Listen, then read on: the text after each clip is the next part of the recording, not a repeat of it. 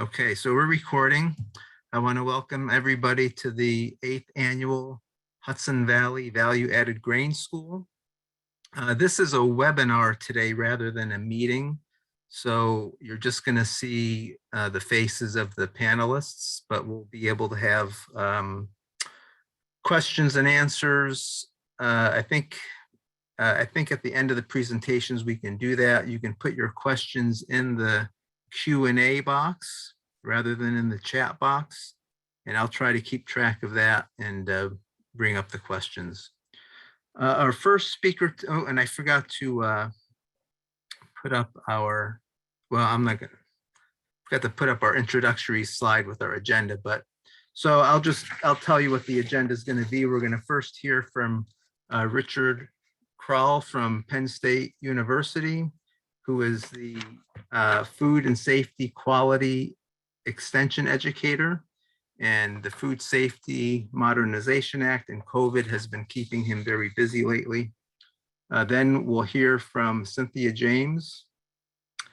That'll take us to noon, and then Paul Koch, who has a little farm and grain operation, Earth's Harvest Farm, will talk to us about going through the 20C license process from New York State Ag and Markets.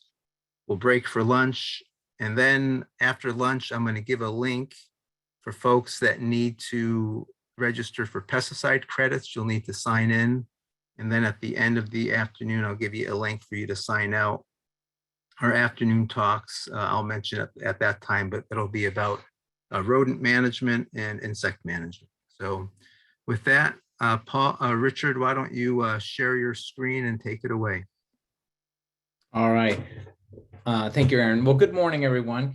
And I want to thank the hosts for inviting me to present to you today, talking about food safety with grains, and just a little bit of background information about myself before I begin, and then I will start the presentation.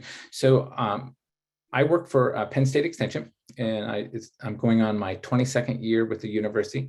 I'm a food safety specialist. I do not work directly on a campus. I'm a field-based educator, and I work on multiple teams in delivering various types of regulatory trainings. And some of the trainings that I'm going to talk about, one of them is certainly the preventive controls for animal feeds. I also do work with another colleague on the preventive controls for human foods that Cynthia will talk to you about.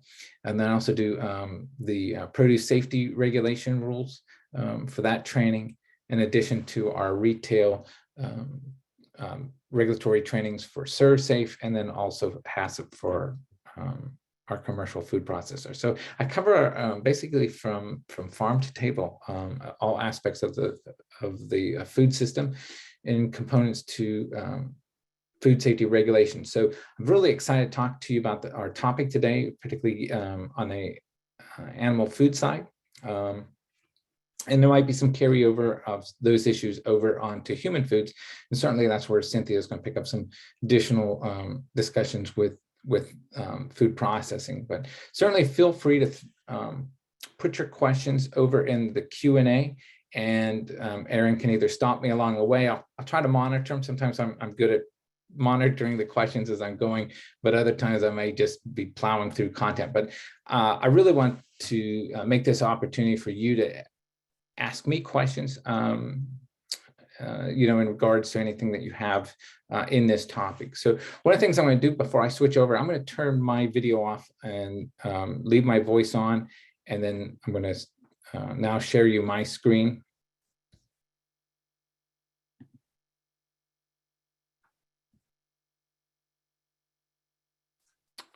Just bear with me 1 second. I think I need to do one thing.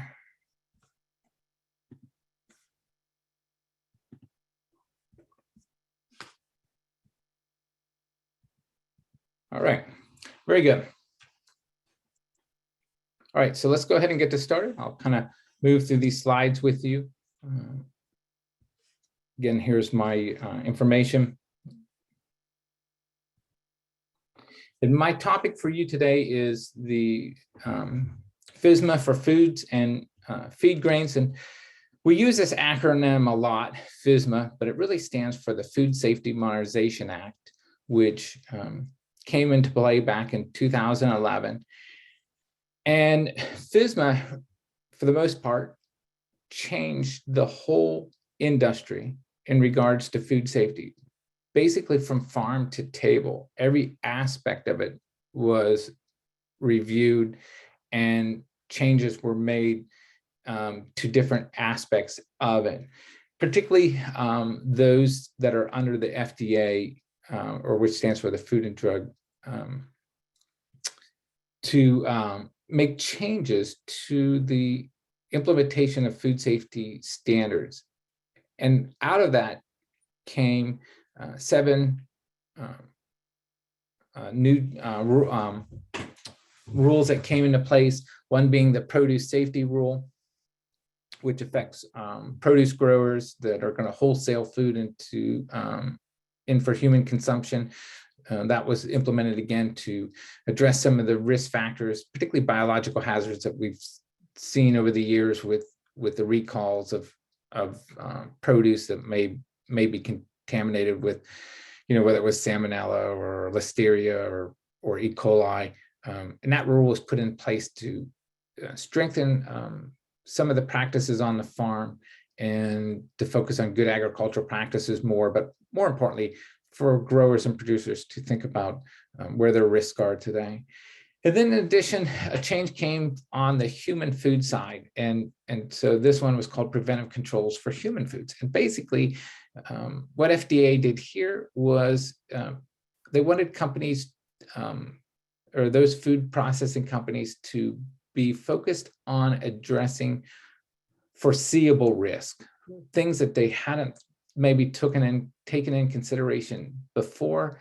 Now they're going to look at those risk factors prior to the making of the product. And so the preventive controls is really focusing on things more coming into your operation, in addition to things within your operation, and then ultimately that finished product going out the door. So a lot more steps were put in place for a company to assess risk at all ends of that facility. And the same came with the preventive controls for animal foods, which I'm going to talk a little bit about. The focus here was thinking about some of the concerns that we've had both with animals for going into for human consumption in our livestock applications and companion pets, and recognizing that there have been some incidences that have occurred with feed being contaminated, and focusing on what types of practices can we put in place to manage those risks, particularly for we are concerned about what we refer to as chemical hazards. I'll get into that a little bit later, but mycotoxins, stuff like that surface that have been very problematic to contaminated feeds, and also some other aspects for biological concern factors. Of course, then another regulation that was put in was foreign supply verification. That is to strengthen our supply program of products coming into the United States, and that requiring those importers really have documentation and verifying the safety of those suppliers that are bringing that product into the United States. So foreign supply verification program was enhancement of risk factors that we've seen occur with product being shipped into the United States. Of course, accreditation of third-party auditors and certification was to make sure that those that are engaged in this application are qualified to carry out their duties, that they understand when conducting an audit or a certification for a third-party entity, that there is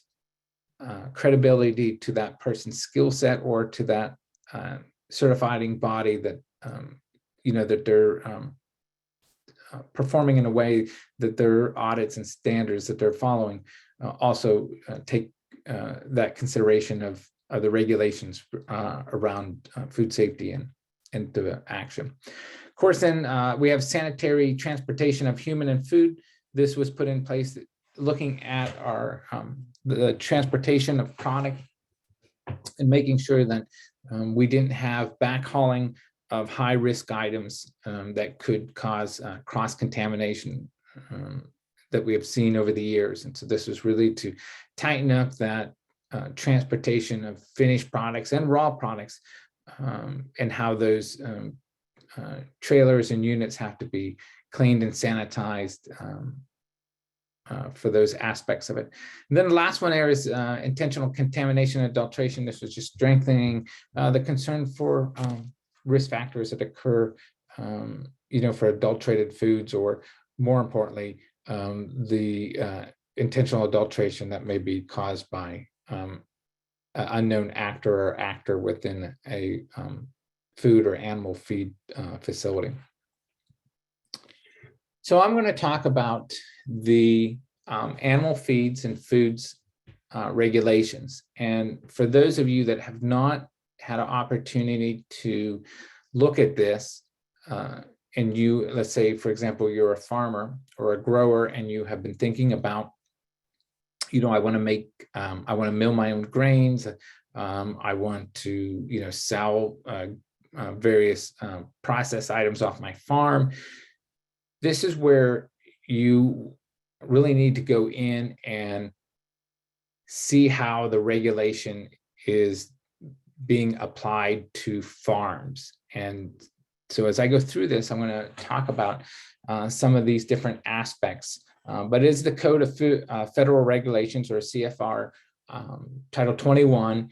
And it's something that you probably won't be able to download because we're talking hundreds of pages. So you're not going to be able to download this very easily. But you can certainly go in and pull off some of those different sections that you may find applicable. But Part 510 or Part 507 is really pertains to animal foods, and it defines all the aspects of probably many of the questions that you're going to probably throw at me through this discussion, particularly as a farm or a farmer, what requirements are there in relationship to any regulations that might be imposed if I want to do some further value added aspects to my commodity grains. And so this is where you're going to get a lot more detail to those specific guidance.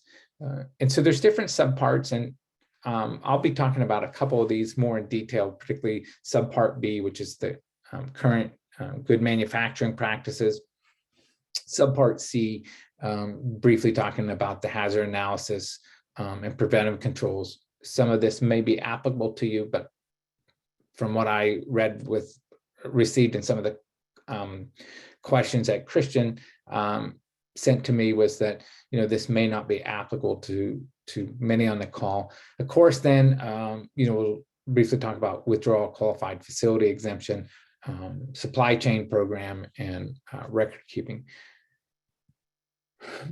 But probably the most important thing I want to start off with is talking about the components of good manufacturing practices. And I'm going to have two slides here, one both for animal feeds and human foods. And Cynthia will also talk about this on her side for human foods. But I was under the impression when I was reading some of the background questions that might be raised today is that there might be some interest if you're doing value added operations on your farm and you were going to be processing grains, particularly that you would like to sell those grains into the commercial food channel, then it's very important for you to know what parts of the human food regulation, the 21 CFR 117, what is going to be applicable to you. And one of them is really what we call the CGMPs. And this is really just the building blocks of having a safe food supply system. And as you can see, some of the content that we would be expecting a facility to be addressing, whether they're a farm or someone who's producing value-added items off their farm that's going to go into human food consumption. One of the things that you're going to be addressing is certainly personnel, plants and grounds, sanitary operations, sanitary facilities and controls, equipment and utensils, processes and controls, and of course, warehouse and distribution. All of these are laid out in subpart B as to what the expectations are. They're very detailed. And here in Pennsylvania, our Department of Ag is governed with the responsibility to carry out FDA inspections on their behalf, as well as their own inspections under the auspice of Pennsylvania Department of Ag. So when they do these types of inspections in a facility, whether it's on a farm or someone who has a commercial operation, and they're going to be looking at their GMPs, what they're focusing on here is a lot of this comes down to how well you're maintaining the safety of that product. And so when we talk about personnel, are the personnel clean? Are they following appropriate hygiene practices? When they're making those foods, are they preparing those foods when they're healthy? And are aware of certain symptoms such as nausea, vomiting, diarrhea, that some potential viral and bacterial hazards that could be transmitted with sick workers. So personnel really gets into the details of having a safe employee, a safe worker who understands food safety, the food safety practices that are going to be carried out in that operation. Plants and grounds, just in general, really assesses the facility in regards to where you're making a product. Now think about this: if you're making a product and you're packaging it, whether it's you're doing this on the farm or you have a facility on the farm that you're milling grains, one of the things that would be taken in consideration is the surroundings, right? Is there a potential risk for environmental hazards? Do you have uncontrolled rodent infestation, right? Rats and mice could be significant carriers of various types of pathogens. And so if that was something that was left uncontrolled, think about the potential risk and exposure to that finished product. Same as with the conditions of the equipment and how they're being maintained. So plants and grounds really is broad. It looks at the exterior and the interior of your operation from that standpoint. But so these are on the human food side. Go ahead. There is a question. What is it about subpart C that would not be applicable to the group here? Oh, very good. So I'm going to hold that question because I'm going to come back to it towards the end of the presentation. It's in many cases where a facility, just a quick answer to it, it is where if the facility may be doing a low risk product that does not require a thorough hazard analysis, from that standpoint. So that's the only case or cases where that would not be applicable. And I'm going to give some examples. So I'm going to hold your attention till that end for that individual. And here's really the animal food ones. As you can see, the same requirements. So if you're, again, doing and milling of certain products, stuff like that, you might be saying, well, what are the things that we're going to be required here? Of course, your personnel, plants and grounds, sanitation, meaning, if you have a restroom, a bathroom on the property, is it being maintained and cleaned appropriately? You have soap and water in there to wash hands, from that aspect of it. So sanitation kind of looks at both from the safety of the worker, being able to wash your hands and have a clean restroom to use, to also the type of sanitation that you might be using to clean equipment. As we know, in grain milling, we're not going to be using water for any sort of application to clean equipment down from that standpoint. So we'll use a dry, what we call a dry clean method for sanitation. But there might be pieces of equipment that you do need to wash, that need to be broken down. And so the question would be, is, the steps of doing that appropriately, referring to as often as standard operating procedures, recipe cards that basically describe how a piece of equipment will be disassembled, cleaned, sanitized, and then inspected for that aspect of it.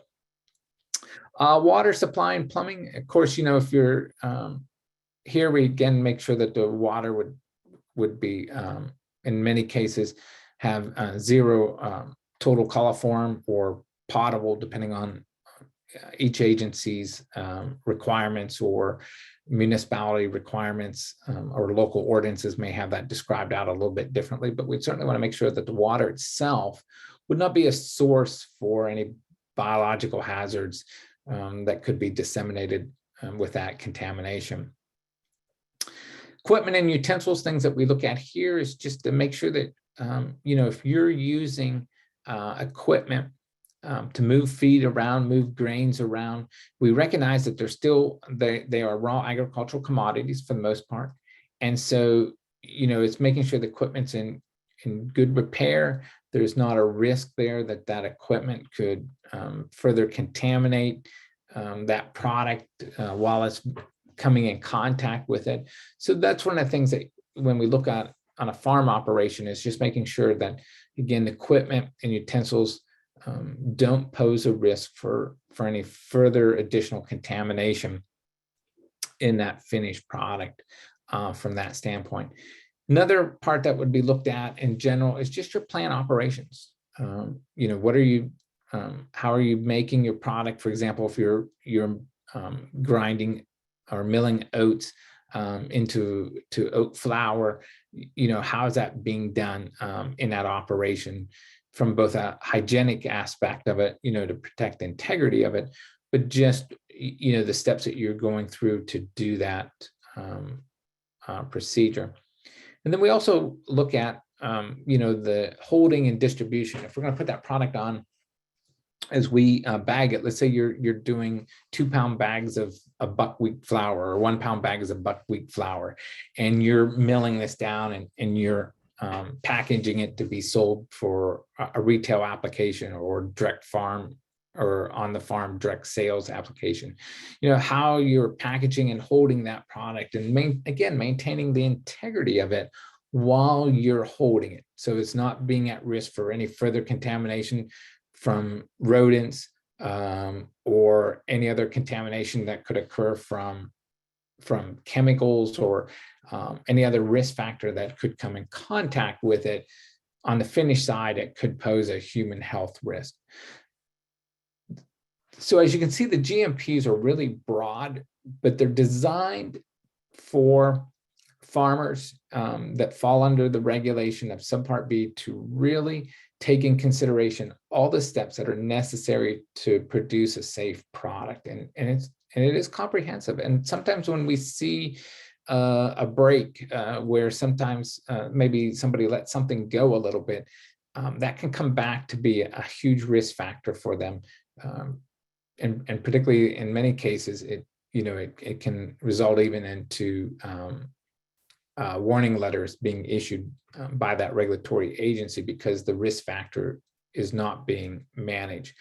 And these are again broken out in great detail in Subpart B, explaining more about each aspect of what the bare minimum requirements are. Certainly you can add more to it, but the intent here is really to recognize that when we have all of these components from personnel down to plant operations in motion, meaning that we are implemented all the right practices, our finished product that we sell to the consumer, whether it's through direct sales or we're using another retail channel to move that product through, we're producing it in a very safe environment, and that they should feel confident that the product that they're receiving has also been is a safe product because we followed appropriate practices along the way from that standpoint. So that's kind of like a checklist that we use here. The Pennsylvania Department of Ag uses this checklist when they inspect all animal feed operations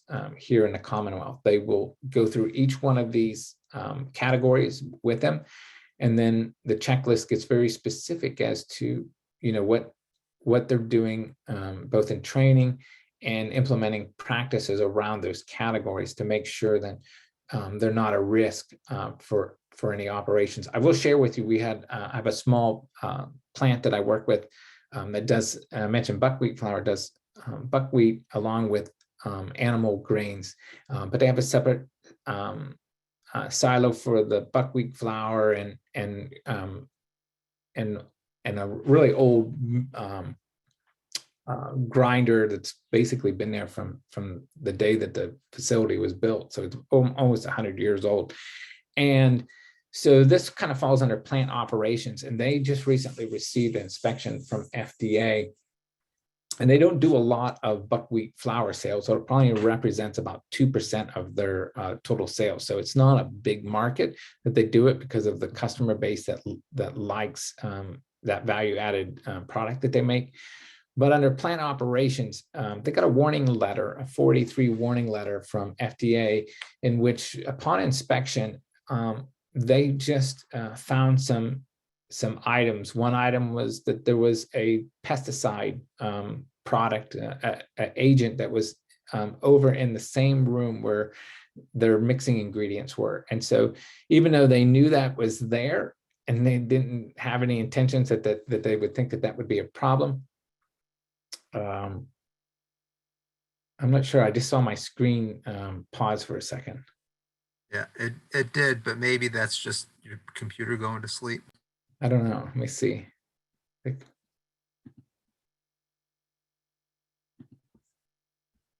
I've got full bars. I'm not sure what's going on here.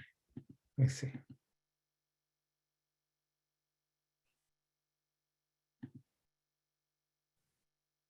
Nothing's come up on your end, right? No, just try changing slides or something to wake it up.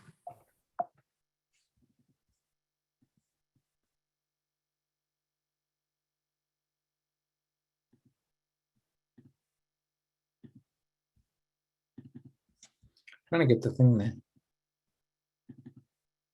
Huh. Wonder if I should stop share and try again. That usually works. Let me do. Hey, there it came back on. How about now? Not yet. I don't see your screen yet.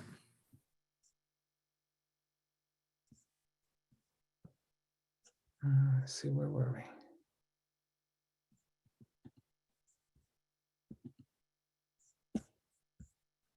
It's coming now, I think. Nope. Oh. Nope. You see a blank screen right now, right? Yes, I just see the panelists. How about now? Nope, I just see the panelists.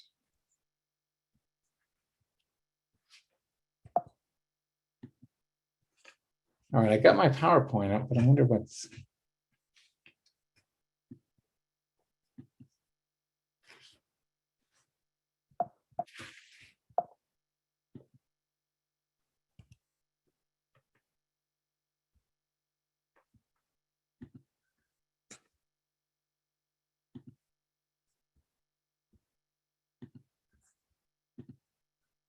How about now? There we go. All right.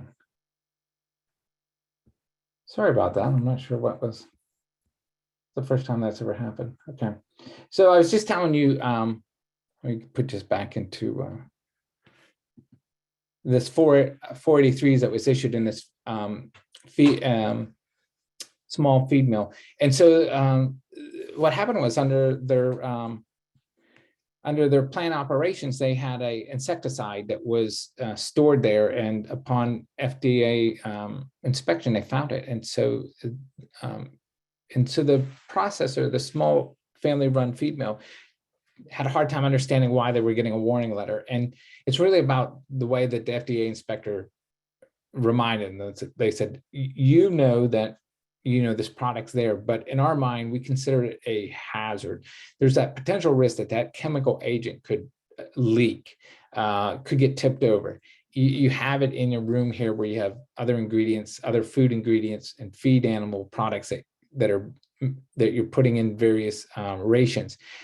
If that was to leak and get into that and someone didn't discover it, think about the hazard. We could have a chemical hazard that could have a huge potential fatality to livestock or to another audience. So you can see how FDA was looking at it from their standpoint. They are trying to protect you, also protect the intended user of that finished product should that agent leak out. And so that's really about, it's getting you to understand where your risks are and think about how do you manage that in your facility.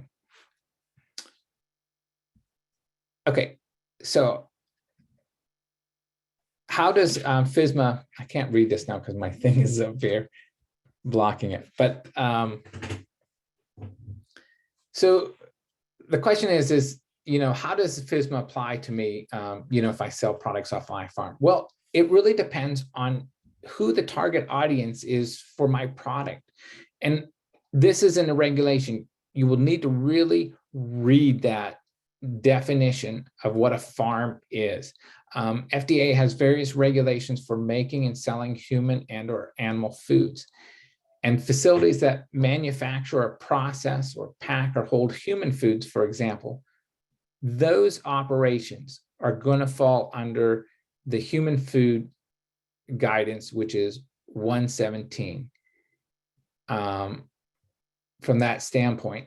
And that's because that food's going into, those ingredients are going to go into human food applications. So if you're milling flour or milling grains for flour that are going to be sold in the intended audience is to be used in a food manufacturing facility, then the regulation that's going to be the most important for you is that 117. It's the human food guidance that specifically defines how you have to manufacture that product, since it's going to go into human food application. And Cynthia is going to talk a little bit more about this in her side of processing, but it does define what steps, again, are going to be required. In general, facilities are required to register, right? And that's one of the expectations. Farms, though, are generally exempt from the requirements to register with FDA. And probably many of you are probably having a sigh of relief. I mean, you're probably thinking, great, I don't have to do this. However, I want to hopefully maybe convince you to think about why it would be to your best interest to register, and more importantly, to think about why you would want to engage in good manufacturing practices or GMPs, in addition to maybe even developing a food safety plan. But for the most part, and from what I hear in the emails that were sent to me, many of you are going to be generally exempt, as farms themselves, because they consider those items to be raw commodity products that will eventually go on for further processing, or they're going to be fed directly to livestock, and really there's not a significant risk is going to be applied. However, if you are a farm that's defined as a mixed type facility, and a definition, I'll kind of go over this in a minute, a mixed facility, then you must register with the FDA. And the reason behind this is because you are now doing some further processing of those raw agricultural commodities, and your intent is to add value to them from your processing application, and then sell them either into the animal feed market or to sell them into the human food market. And which of the two regulations are going to apply to you, again, all depends on the market of where the product's going. So if the product's going to animal foods, it falls under 507 regulation. If it's human foods, it's 117. And each one, though they parallel each other for the most part in some practices, they are very distinct in the applications and the how they're carried out in each facility. So I want to share this link with you. Can you give us, Oh, I'm sorry, go ahead. Can you give us an idea of what size farm needs to register if they're going to food, and what size farm needs to register if they're going to livestock, if they're grinding feed Yep, for? I certainly will. That's actually going to come up here in a moment. And I just want to share with you, I don't know if I can, let me see if I can bring this. Are you able to see this guide for grain businesses? It just went blank again for some reason. How about now? Not yet.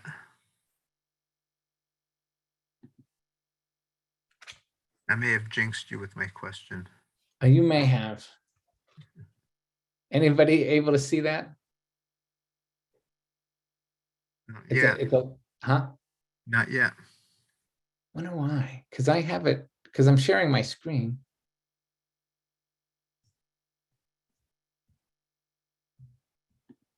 All right, let me. All right. I think I know what something's. How about now? Yes, I can see it now. All right. There's actually a question here. Is the FDA not relevant if food products do not cross state lines? So if we're just selling within the state, do we have to deal with the FDA? Yes. It is still relevant. FDA still has that jurisdiction, whether it's interstate or within state, and the new regulations apply. FDA applies down directly to each state, so each state is required to follow the guidance of FDA. If that helps answer that question. So there's this guide out there that was developed for grain businesses. This actually came from Vermont law, and I really like it. And I'm just going to take you to one thing, and that is this diagram. I don't know if you can see this. Hopefully you can see it. And this is really what will help you understand, does FSMA, the Food Safety Modernization Act, am I going to be required to register my farm with FDA? And if so, what am I going to have to do? So in scenario one, I just want to do this first column on the left. And this really says it really easy. I own or operate a farm that harvests, holds, or packs grain.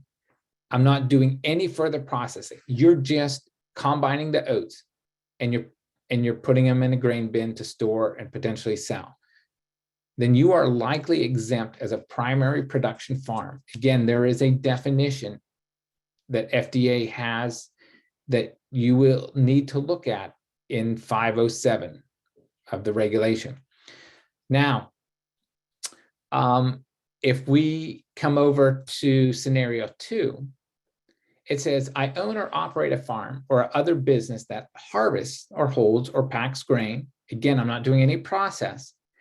It's at a location that is separate from where I grow the grain. So maybe you have multiple properties and you're farming a large territory.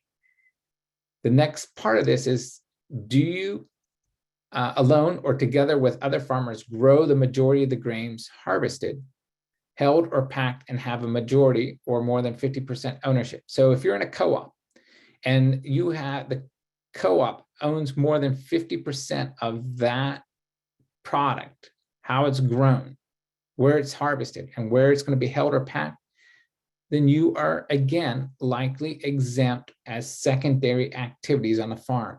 There is a clear definition that again really spells out in detail in the CFR 21 507. But let's say you say no. No, I or we do not grow the majority of the grains harvested or held or packed, or I or we do not have a majority of ownership or interest. All right, so we're getting grains in. Then we have a different course of action that FDA is going to be looking at. Of the food that you sell, including the grain or products, are your sales less than 1 million a year? This is a key factor, and this is based on inflation, and that has to be calculated from the past 3 previous years. The answer here is yes, you are likely subject to the PCR, or the preventive control rules, as a qualified facility. Or no, you are likely covered by the PCR preventive control rules. And that's a different direction. So as you can see, these get really complicated, and it all depends on what you're doing with this product, whether or not you're going to have to comply with the preventive controls regulations, for one thing, or based on your sales, can you be a qualified facility, which is if your sales are less than 1 million per year. But I have a more defined slide on it. Let's go up to the third scenario. I own or operate a farm or business that processes grain or grain products, either on the farm or another location, which I think many of you may be following into this scenario. You're going to do some value added of the food that you sell, including that grain or grain products that you process. Do you sell more than 50% directly to the consumers, right? So this could be directly on the farm sales, or you have a place that's you're outletting it. If you say yes, we sell more than 50%, then you are likely exempt as a retail food establishment, meaning there are some guidelines there and the preventive control regulations. But if you say no, I don't sell more than 50% directly to consumers, then the next step is, of that food you sell, including the grain or grain products that you process, do you sell less than 1 million a year, or have fewer than 500 people, which, small farms definitely would fall, have less than 500 employees, but is your total sales less than 1 million? If you say no, then we come over here and say, then likely you are fully covered by the preventive control regulations. You're going to have to do them. If you say yes, we do sell less than 1 million a year, or we have fewer than 500 employees, the next step is, does all of your grain processing activities, are they defined as low risk, and they're done on the farm? So this might be, yeah, I'm growing the oats, I'm milling them, I'm packaging them, and my sales are less than 1 million a year. Then in this situation, all of your grain processing, and since this is a low risk activity, the question that we have to look at is, there's two ways that we can go, two different streets. If you say yes, then you are likely partially exempt from the preventive controls rules. Or you say no, that not all of your processing activities identified as low risk and done on the farm, then of that food that you sell, including the grain, are your sales less than 1 million? And then again, takes you over here, you might be subjected to the preventive control rules. So it really is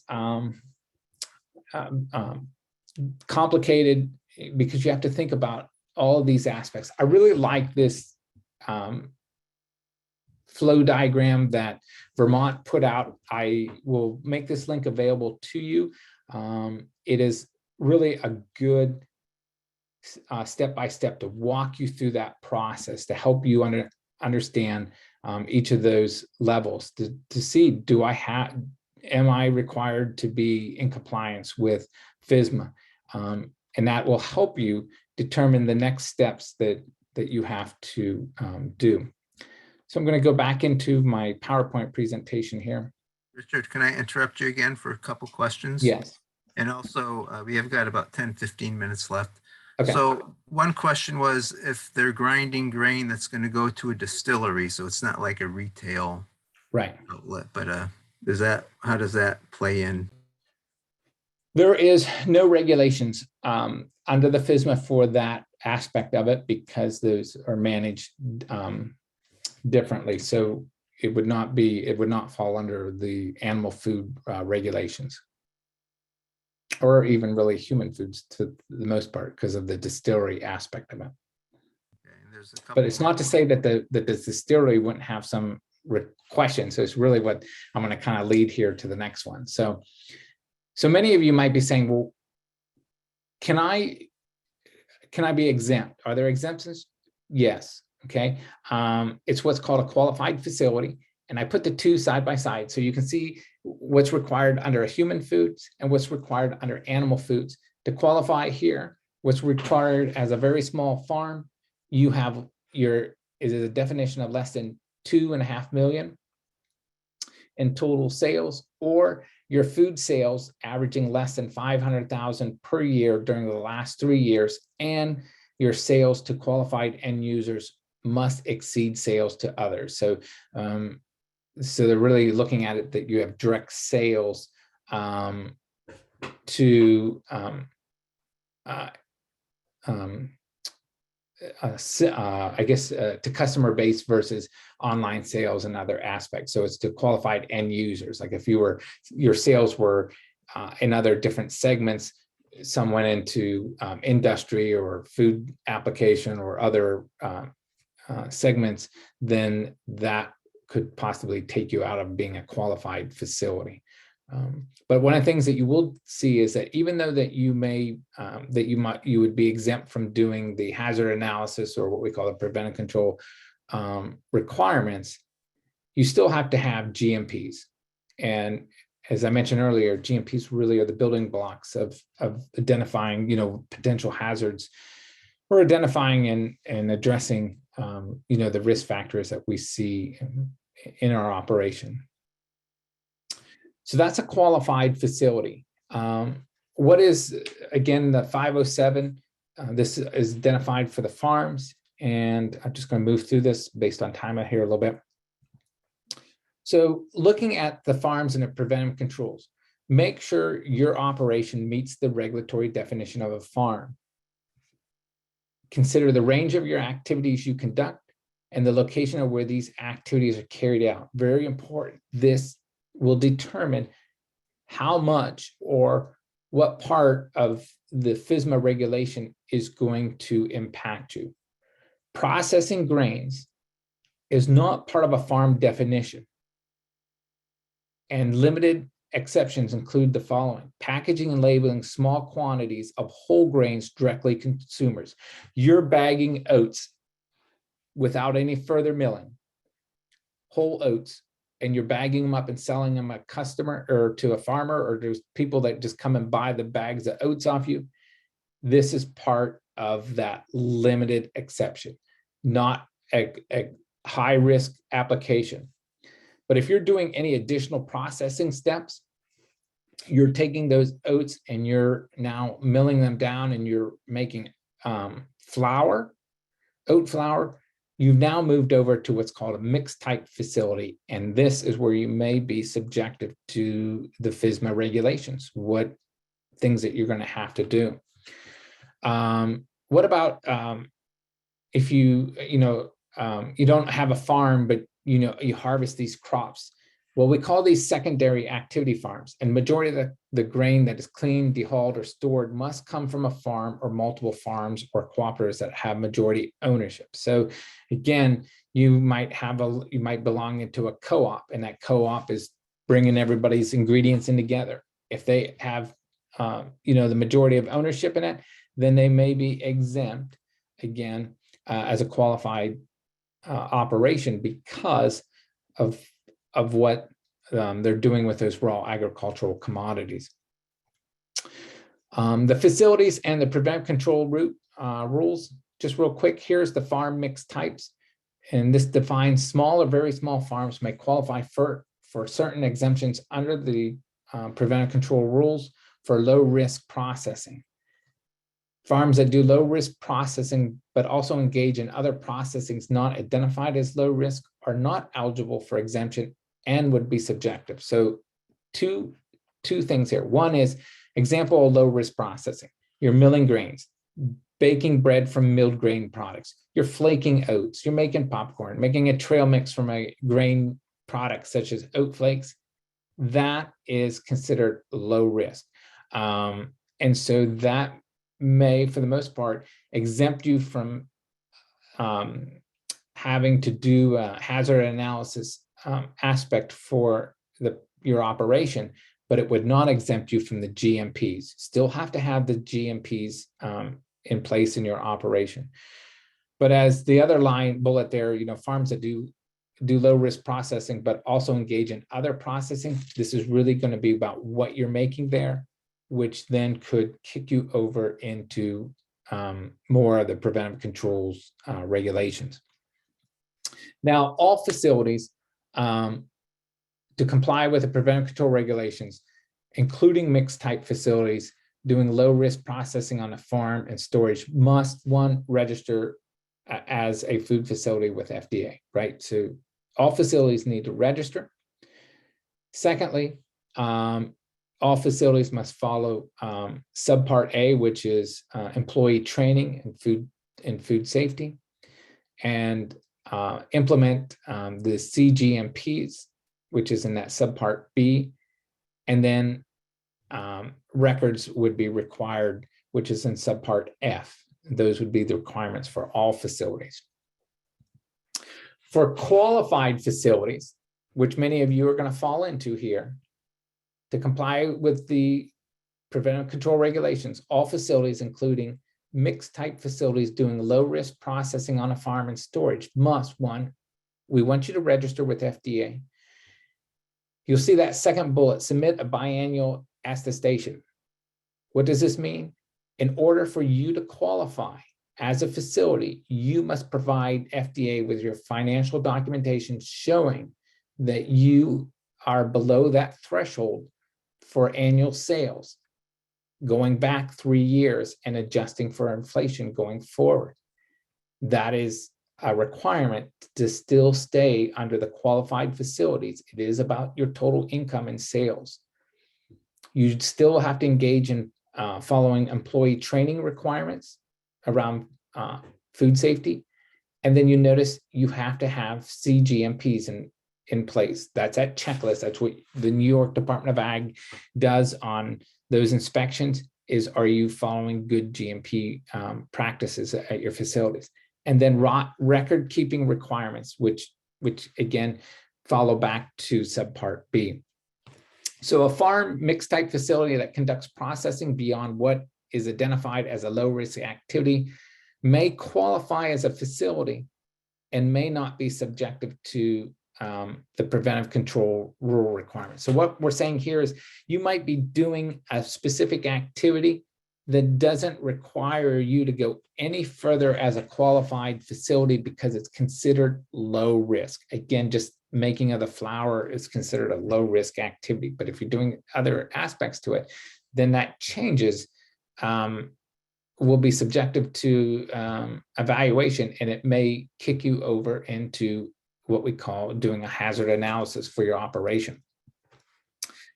Fully covered facilities. What this means is if your farm falls under a fully covered facility because of what you're making, then you have a really detailed part of the food safety plan for your facility. To comply with the PCR, all facilities, including mixed type facilities doing low risk processing on the farm and storage, must, one, again, register, train our employees, which is part of subpart A. The next one that's new is implementation of all provisions of preventive controls. This means you have to conduct a hazard analysis, evaluate your risk on your farms, and identify what preventive control steps may have to be put in place to manage that risk. You will also have to have a supply chain program, meaning, let's say you're buying in, you're making a finished product and you're buying in some ingredients, or you're growing these ingredients. The concern here is what controls are in place on a supply chain side to make sure that those items haven't been exposed to any risk. So if you're purchasing them off of someone, you would want to know what steps that they had in place to manage that risk, particularly if you aren't going to have a step in place to eliminate that hazard from going any further in your operation. So if you were buying, I don't know, let's say you're buying soybean. I'll do it better. Let's say you're buying corn from another local grower. And so the concern here is that with that corn coming in from another grower, and you're using their corn in your product formulation, and maybe you're making a special mix, a feed mix, but you're buying corn, and you grow your own oats, and maybe you grow your own soy, but you're bringing in that corn. Here is where supply chain program becomes the most important step in your operation. How do you know that farmer A, who's growing your corn for you, how do you know that they're controlling the hazard for mycotoxins? Because you can't control it on your end. So you would to know, because you're buying that grain in, there's nothing that you can do to fix it once it comes into your operation. But he's growing it for you, or he or she's growing it for you. How do you know that they didn't harvest that corn in wet conditions? It got stored in, it wasn't dried appropriately, and we have high mycotoxin levels. And you bring that product in without questioning their practices, and you make it up and you feed it to swine, or you feed it to dairy cattle, and all of a sudden milk production stops or hogs start dying. You're responsible because you failed to address it through supply chain program. So very significant rule here in that regulation on supply chain aspect of it for management for those that fall under this aspect of the preventive control regulations. Of course, then you guys still implement your CGMPs, those practices, and then follow record keeping. That's the fully covered facilities, again, detailed. So if I had to develop a food safety plan, what's the components? One is you've just heard me mention about preventive controls. They are systems that are needed to identify your risk. And it's really about focusing on how to eliminate that risk coming into your operations. But in order for your food safety plan to work, you have to know what those hazards are. And you have to be also engaged in following good manufacturing practices to produce a safe product, because your food safety plan is going to help you address where that risk is. And I just want to share this with you real quick. Cynthia will probably show this also, but I just want to bring this up. Whoop. This is a food safety plan. And one is, if you have to comply with the full preventive control regulations, you're going to conduct a hazard analysis.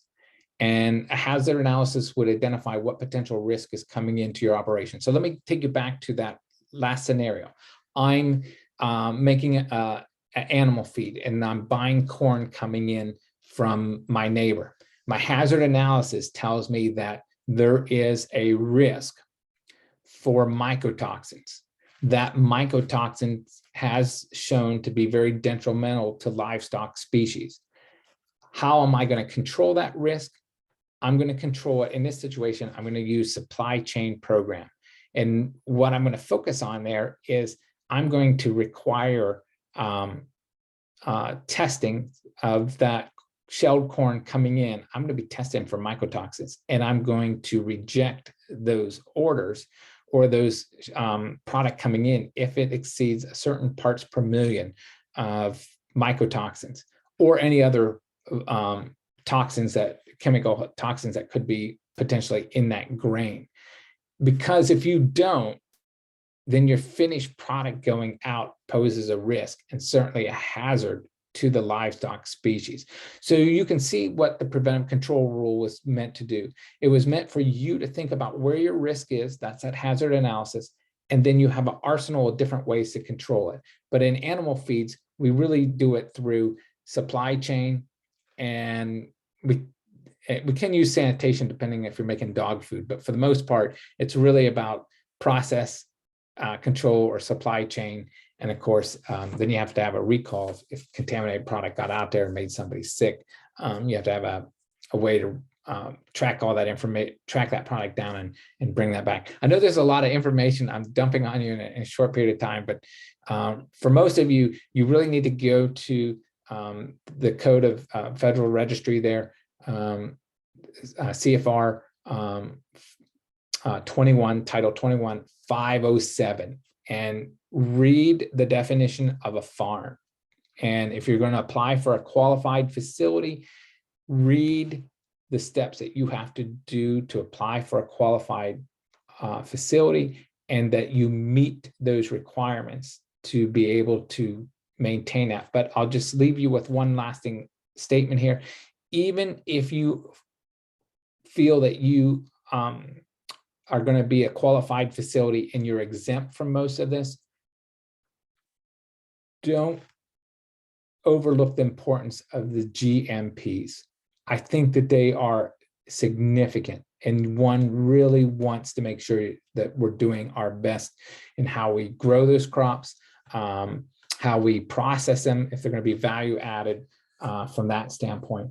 But I would encourage you to certainly make sure that you do your part to manage the safety of those products on your farm. And those GMPs are a really critical step for you to know what you don't know, right? That's all. Well, that's why we're all here. It's to know what we don't know, so that as we go forward, we can do our best. So a lot of information. So I'm here to answer any questions in the time remaining.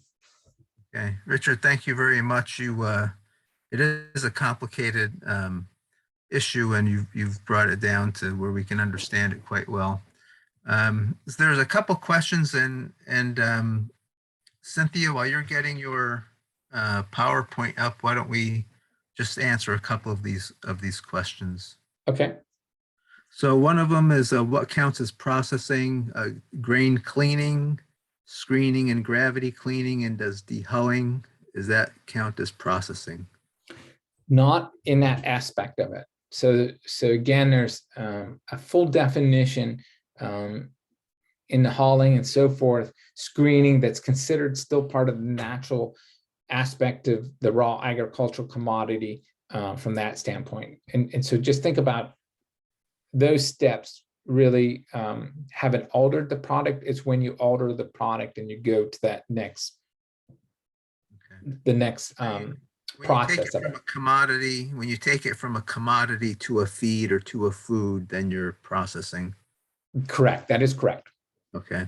Another question: if sales are less than $1 million and there's fewer than 500 employees, and the operation is not a farm, is FSMA in effect? It depends. Again, I'm going to put that flow chart because it is complicated. It's really hard for me to say yes or no, because there's so many other factors that are taken in consideration. So I'm going to, while we're still talking and transitioning here, I'm going to dig up that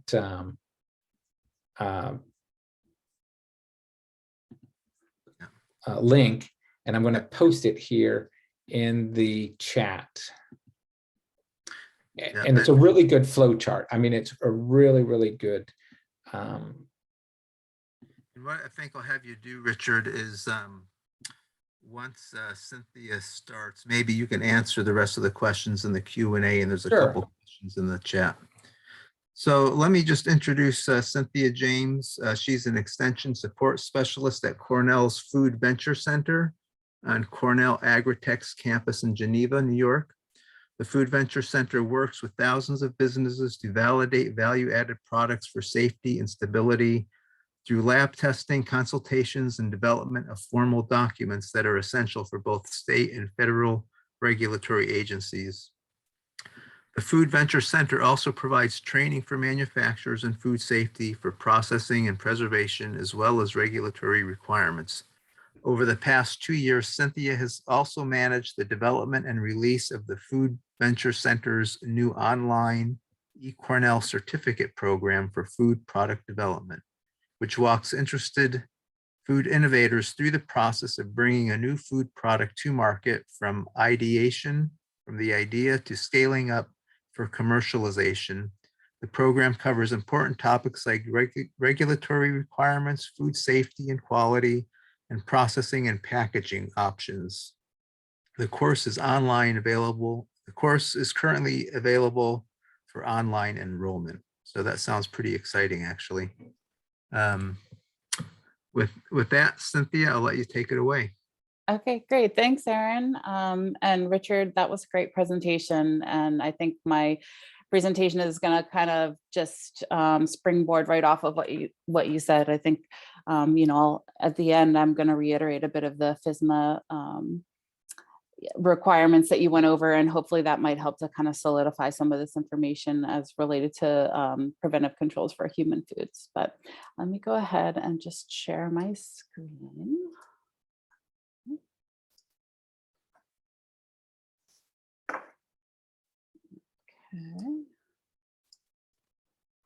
Okay. All right. Can everyone see that fine? Yeah, we can see that. Okay, great. Okay. Well, thanks so much again for that introduction. So I,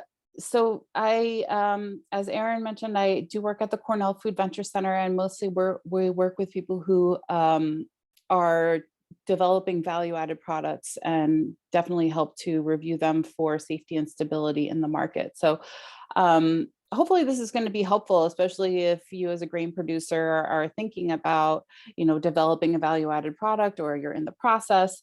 It might be a little kind of maybe the next steps, or maybe you're already there, but hopefully this information will help you as you think about the future of your business and maybe some additional products. So just to give you a little bit of an overview, the Cornell Food Venture Center was started in 1988 under Dr. Don Downing, and the mission is to provide comprehensive technical assistance to farmers, entrepreneurs, and food companies who are pursuing new food products for the marketplace, and to enhance food safety and promote economic development. Just to give you an idea of the people who we work with and our scope, in 2021, we responded to over 7,000 requests for assistance. 750 clients received food safety evaluations for the commercialization and sales of their products. We analyzed over 3,000 samples of different food prototypes for safety and technical feasibility. And more than 2,100 food products entered the marketplace, 1,400 of which represented initial releases, meaning that, like, if you change your product after we review it, we look at that change, we re-review it, and we make an amendment to your initial validation. So 1,400 were new, and the rest were like small changes that people may have made in their formulations or in their processing techniques. So what our expertise is really what's called a processing authority service. That is, what that means is that we're an institution that has expert knowledge and experience and the facilities to make determinations about the safety of the food process and formulation. So, our team is a team of 5 people. We analyze and review products for shelf stability. In particular, if you're producing a shelf stable product, which means that your product is safe without being refrigerated indefinitely, basically, based on the ingredients and the process, it's safe, meaning that there are no microbial pathogens or spoilage organisms that are growing that product indefinitely, as long as it remains unopened. And certainly from a grain perspective, that is something that is likely going to be totally applicable because of the dryness of the grains. But that's going to be something that we see more and more, actually, requests from inspectors for milled grain products to be sure that the water activity is low enough, that there's not going to be any potential for spoilage or disease causing organisms in that product, whether it's like a milled grain flour or like a mixed milled grain product, that kind of thing. What your inspector will do is, if you're doing a shelf stable product, they're going to request you get what's called a scheduled process. And I'll talk about that a little bit later on into the presentation. And that is one of the primary services that we provide for people. The scheduled process, again, it's the safety validation of your process and your ingredients. And just saying that if you follow these certain critical factors for safety, that your product is going to be safe for sale. And you would use that for not only presenting to your state inspector, but also in some cases to a federal inspector, depending on the nature of the product. They're going to ask to file a process, the FDA may, depending on, like I said, the nature of the product. So anyway, that's a service that we provide for many, many people. And we do plant-based foods, fruit, vegetables, also meats. We do reviews for refrigerated and frozen products, although they inherently have a safety mechanism built in just by the cooling, requirement. They tend to not have quite as long as a shelf life, especially in the refrigerated product case, although frozen products are quite safe indefinitely. And even though sometimes inspectors do ask for a scheduled process, just to be sure if they're not certain about the nature of the product. We also do reviews for reduced oxygen packaged foods, meaning like vacuum packing or any kind of other modified oxygen packaging. If you're doing any kind of vacuum packaging, you will need to get what's called a variance from the state, and that will require a hazard analysis on the product, which we do. Deviation assessments we do as well, which is if you have a product with certain critical factors for safety, but you're producing the product and it's out of spec, then you could come to us after that and ask us to review the product to see if it's still safe to release to the market, or if you have to withdraw it, if it has already gone out, or recall it. Hopefully that doesn't happen, because that would be the most extreme case. And then we also do product classification letters. This is a picture of our team from a couple of years ago. So it's a little evolved, but it's also a picture of our pilot plant in Geneva. The Food Venture Center is at Cornell Agritech's campus in Geneva, New York. And just recently our pilot plant was renovated.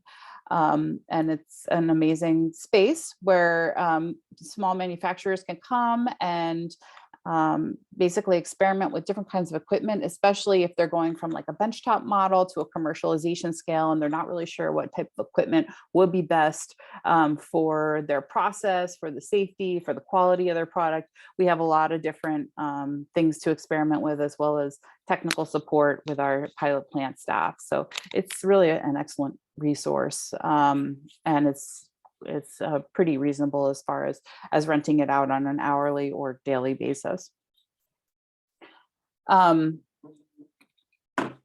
Market trends. So we're looking a little bit not only about safety and stability, but some new market trends that are definitely becoming more important to consumers are increasing transparency in the market for products, especially based on, natural products or whole foods. Plant-based foods are becoming more and more popular. Environmentally conscious packaging is also becoming really popular, whether it's compostable or recyclable, or just having a lower impact on the environment. And some other trends are organic, probiotics, different kinds of fats, meat alternatives, keto diets. We see all kinds of different market trends. That fermentation is another really popular market trend that's happening now with different kinds of kombuchas or even fermented grain products. So just kind of wanted to put that out there of different things that we're kind of seeing through the Food Venture Center right now. Okay, so I'm going to start off this presentation just kind of talking a little bit about food preservation and different safety factors that we look at to ensure safe food products. And then I'll go into the regulatory requirements first based on a state level, and then at the end going into FSMA. So So food preservation, what is that? That is basically extending the life of a food product by avoiding spoilage, and addressing safety concerns, avoiding safety concerns from microbial and quality changes. What does that mean? So basically means we need to either eliminate or exclude or inhibit the growth of any kind of microorganisms. So somehow control the growth of these microbes under the conditions that you're making food or that you're storing food that could potentially compromise food quality. So first, we'll look at the main contaminants and hazards that are going to be an issue for safety of food. So it basically gets broken down into 3 different types of hazards. There's physical, chemical, and biological hazards. So physical hazards could be, any kind of physical piece of material, wood, glass, hulls, pits, bones, plastic, metal, anything that either comes from the environment or from the ingredient that could potentially cause physical harm when ingested or illness. So that's something to be really aware of and to put some preventive controls in place to make sure that nothing can potentially get into the product that way. Chemical hazards would comprise, it could be like cleaning compounds or sanitizers, things that are inadvertently put into a product or fall into a product, something like that. And I know Richard did even mention a type of chemical contamination in one of his stories, which was interesting. But also allergens are considered a chemical control. And certainly in the case of grains, wheat is one of the major 9 allergens that the FDA considers a major allergen. So it needs to be labeled appropriately so people who have sensitivity to allergens are aware that they're in there, and that they don't have an allergic reaction, because that is actually product recall due to mislabeling of allergens and products is the biggest reason for recall in the United States. It's because people can have a bad reaction if they ingest it, or even potentially die if they have an anaphylactic reaction that can close up their airways. So especially in the new FSMA regulations, this is taken very, very seriously. So it's just to be aware that that is a chemical hazard that could absolutely apply to grain products. And then biological hazards are the other one that comes into play a lot, especially in the work that we do at the Food Venture Center. And those are bacteria, parasites, and viruses. They can't be seen, but they cause all kinds of foodborne illness if the product is not handled or processed properly. So we'll talk a little bit more about the biological hazards here. So that is microorganisms. So I mentioned the word pathogens before, and that is a small microbe that produces a disease or illness when eaten directly, or also the other method of becoming ill from a pathogen is that those microbes produce a toxin in the food. So they actually produce a poison by multiplying in the food. And when you eat the food, that's another way that you can get sick. So either by directly ingesting them or by the product that they produce just through multiplying in the food. Those are pathogenic microorganisms. The other type of organisms are spoilage microorganisms. So that would more refer to yeast and molds and some bacteria. They don't make you sick if you eat them. Certainly, I'm sure we've all seen these kind of effects of spoilage microorganisms on food before, but that certainly is an economic concern. I mean, your consumer is not going to want to buy your product if it has mold growing on it, or if it produces mold pretty quickly after they buy it. It is going to be an issue for sure. So what are the factors that can affect microbial growth? So microbes need certain conditions in order to grow. And if you can control these conditions, then you also control the growth of the microorganisms. So we use this acronym called FAT-TOM, and that stands for food, acidity, temperature, time, oxygen, and moisture. So all of those factors are going to affect the growth. Obviously, microbes need nutrients to grow. They need food just like any other organism. So as long as there's food, they have the potential to grow and reproduce. Acidity, so microbes prefer kind of a neutral acidity. If you have a more acidic product, like a more highly acidic product, they're going to be less likely to grow in there. So for example, in a fermented product, the acidity is going to be much lower. And also there's going to be some beneficial microbes that are going to kind of help outcompete some of these spoilage and pathogen microorganisms. So acidity is something to keep in mind.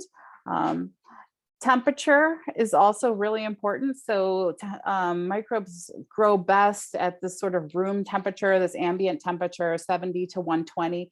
They slow down when it gets colder. They'll stop at freezing temperatures, and then they're killed if you cook the product. Above 145 is pasteurization temperatures, and even higher can actually sterilize the product. So about that depends on the pH of the product. So and the other conditions of the product. So if there are some other conditions that are in play, whether that is like a higher acidity, a lower amount of moisture, then you don't necessarily have to heat the product as hot to create a sterilization environment where no microbes can grow. So that's important to know, especially in terms of grains where the drier conditions mean that you can actually sterilize this product at sort of more of a mild temperature rather than heating it all the way to like a boiling temperature or even hotter.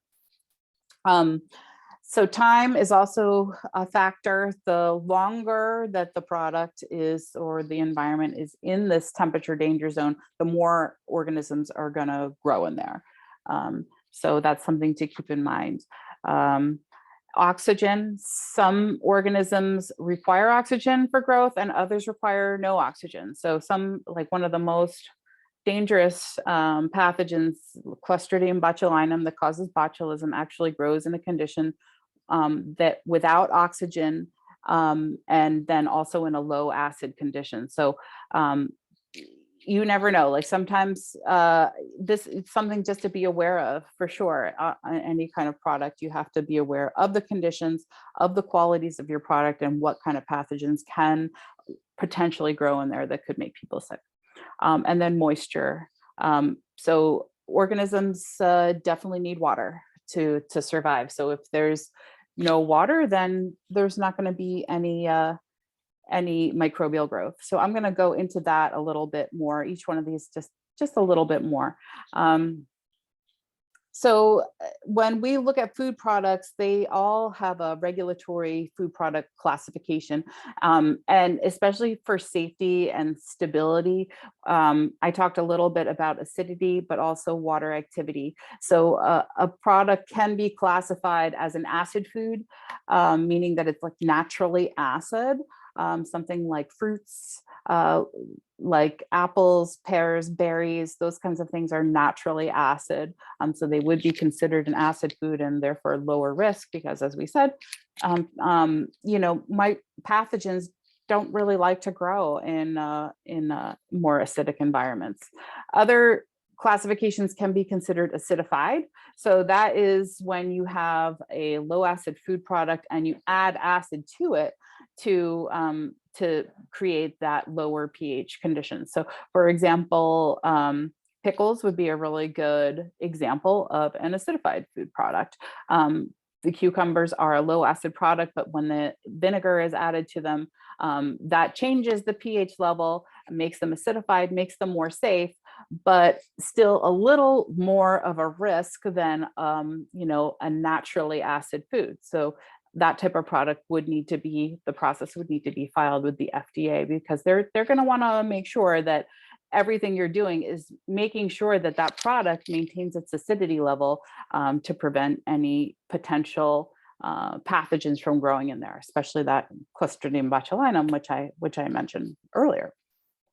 And then the water activity controlled foods, which is probably going to be one of the, biggest concerns I would think for a grain-based product would be the water activity controlled. So if the water activity,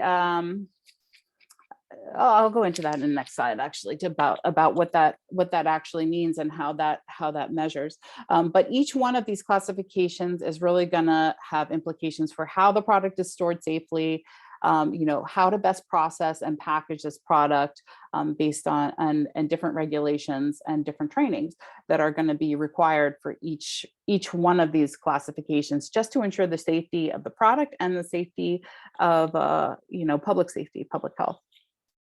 So I talked a little bit about acidity. This is just to give you an idea about the pH scale. So it goes from 1 to 14. 1 is very high acid. Stomach acid is extremely acid. It's about 1.5 to 2, whereas 14 is extremely alkaline.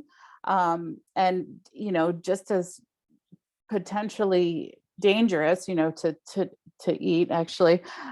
Most of our foods are going to be somewhere in the neutral zone, which water is about 7, right at neutral. And there are some that are a little more base. You see chocolate cake, it's a little bit above 7, seawater at 8, but most of our foods are going to be a little more on the acidic side, but what's considered a low acid food is anything that's above 4.6. So you can see where that red arrow is. Those things are considered acidic foods, and they're going to be, that's because below that line is where most pathogens have a hard time growing. And once you get to you can see vinegar is at 2.9. So the lower the acid is, the less chance that any type of microbes can grow in there. And especially if you combine that with some kind of a heat step or a sterilization step. So the lower the pH is on this scale, the milder the heat step would really need to be to control the pathogenic growth in there.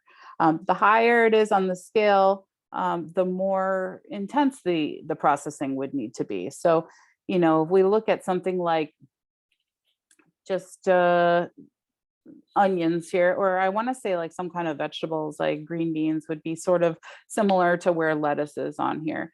This, in order to process those products as a shelf stable product, you would really need to process them in an intensive, high temperature, high pressure situation, like a retort.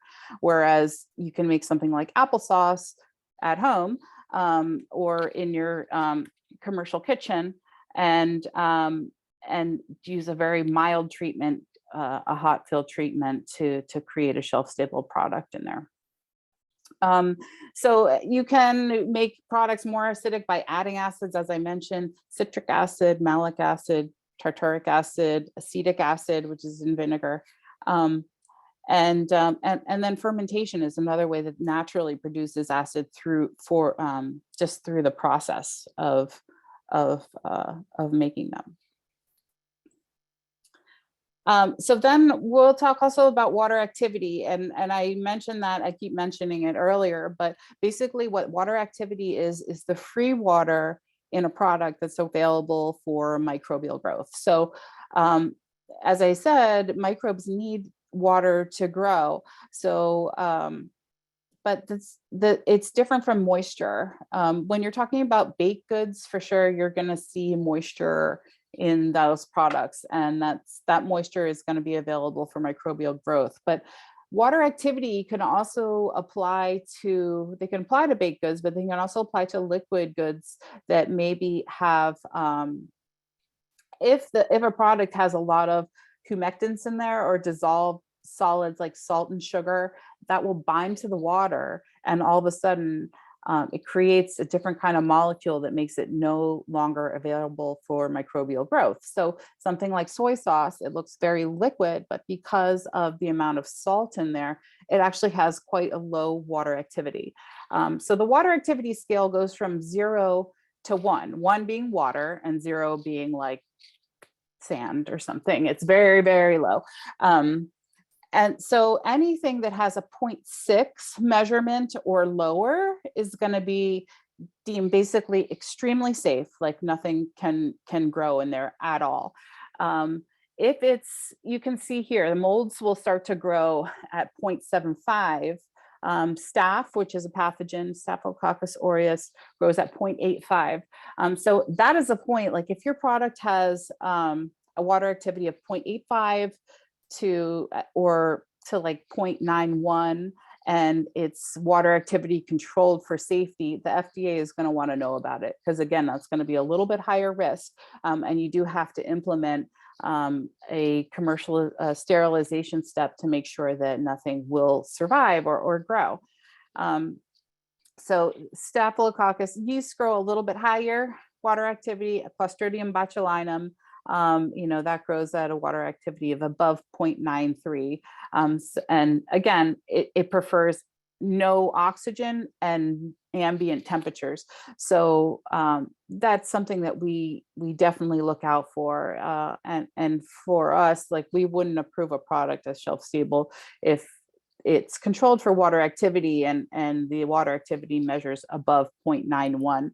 It's just too high of a risk. So that's when we recommend, further refinement of formulation, either longer cook times to get rid of some of that water, or adding some of those humectants that I mentioned before that are either salt or sugar, or reducing the water in the product. So this is a picture of a water activity meter. It's a little bit of an expensive piece of equipment, so most people do not have one on their own. They're like maybe $3,000 or $4,000 for something like this. If you have a water activity controlled product, though, you would be required to document the water activity and test it at least 4 times a year if you're in constant production.